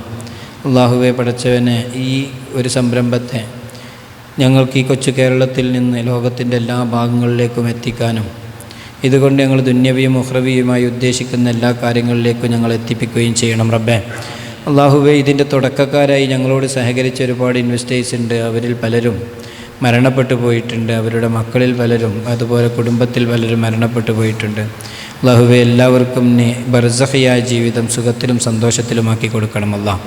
പടച്ചവനെ, ഞങ്ങളെല്ലാവരുടെയും ദുന്യവിയും ഉഖ്റവിയുമായ മുറാദുകളെ നീ ഹാസിലാക്കി തരണം അല്ലാഹ്. പടച്ചവനെ, ഖൈറായ ഉദ്ദേശങ്ങളെ നീ പെട്ടെന്ന് സഫലീകരിച്ച് തരണം അല്ലാഹ്. അല്ലാഹുവേ, ഞങ്ങളെ ജീവിതകാലം അത്രയും ഇസ്സത്തോടെ നീ ഞങ്ങളെ നിലനിർത്തണം റബ്ബേ. ഞങ്ങളെ ആരോഗ്യം നീ നിലനിർത്തി തരണം റബ്ബേ. ഞങ്ങളെ ബുദ്ധിശക്തി നീ മരണം വരെ നിലനിർത്തി തരണം റബ്ബേ. അല്ലാഹുവേ പടച്ചവനെ റബ്ബേ, എൻ്റെ ദീനിനെ തൊട്ട് അകന്നു പോകുന്ന ധനത്തെ തൊട്ട് നീ ഞങ്ങളെ കാക്കണമല്ല. അല്ലാഹുവേ, ഞങ്ങൾക്ക് എൻ്റെ ഖജനാവ് നീ തുറന്നു തരണമല്ല. അല്ലാഹുവേ പടച്ചവനെ റബ്ബേ, മരണം ഹൈറാകുന്ന സമയത്ത് കാമിലായ ഈമാനോട് കൂടെ മരിക്കാൻ നീ ഞങ്ങൾക്ക് തൗഫീഖ് ചെയ്യണം റബ്ബേ. അല്ലാഹുവേ, മരണസമയത്ത് ബദരീങ്ങളുടെയും ഹബീബായ നബിതങ്ങളുടെയും സാന്നിധ്യം തരണമല്ല. അല്ലാഹുവേ, മറ്റെല്ലാ മഹാന്മാരുടെ സാന്നിധ്യം കൊണ്ട് നീ ഞങ്ങളുടെ മരണസമയവും മരണസ്ഥലവും നീ അനുഗ്രഹിക്കണമല്ല. അല്ലാഹുവേ, ഞങ്ങളെ ഖബർ ജീവിതം നീ എളുപ്പത്തിലാക്കണം റബ്ബേ. പടച്ചവനെ റബ്ബേ, മഹ്ശറും അതുപോലെ സുറാത്തും എല്ലാം നീ ഞങ്ങൾക്ക് എളുപ്പത്തിലാക്കി തരണമല്ല. അല്ലാഹുവേ, ഞങ്ങളിൽ നിന്ന് പലരും മരണപ്പെട്ടു പോയിട്ടുണ്ട്. പ്രത്യേകിച്ച് എൻ്റെ ഉമ്മ, അതുപോലെ തന്നെ ഞങ്ങളിൽ പലരുടെയും മാതാപിതാക്കൾ, ഞങ്ങളെ ജീവനതുല്യം സ്നേഹിച്ച് ഞങ്ങൾക്ക് ഭക്ഷണം തന്ന ഞങ്ങളെ ചെലവ് വീട്ടുകാർ, അങ്ങനെ പലരുമുണ്ട്. അല്ലാഹുവേ പടച്ചവനെ റബ്ബേ, എല്ലാവരുടെയും ഖബർ ജീവിതം നീ എളുപ്പത്തിലാക്കി കൊടുക്കണം റബ്ബേ.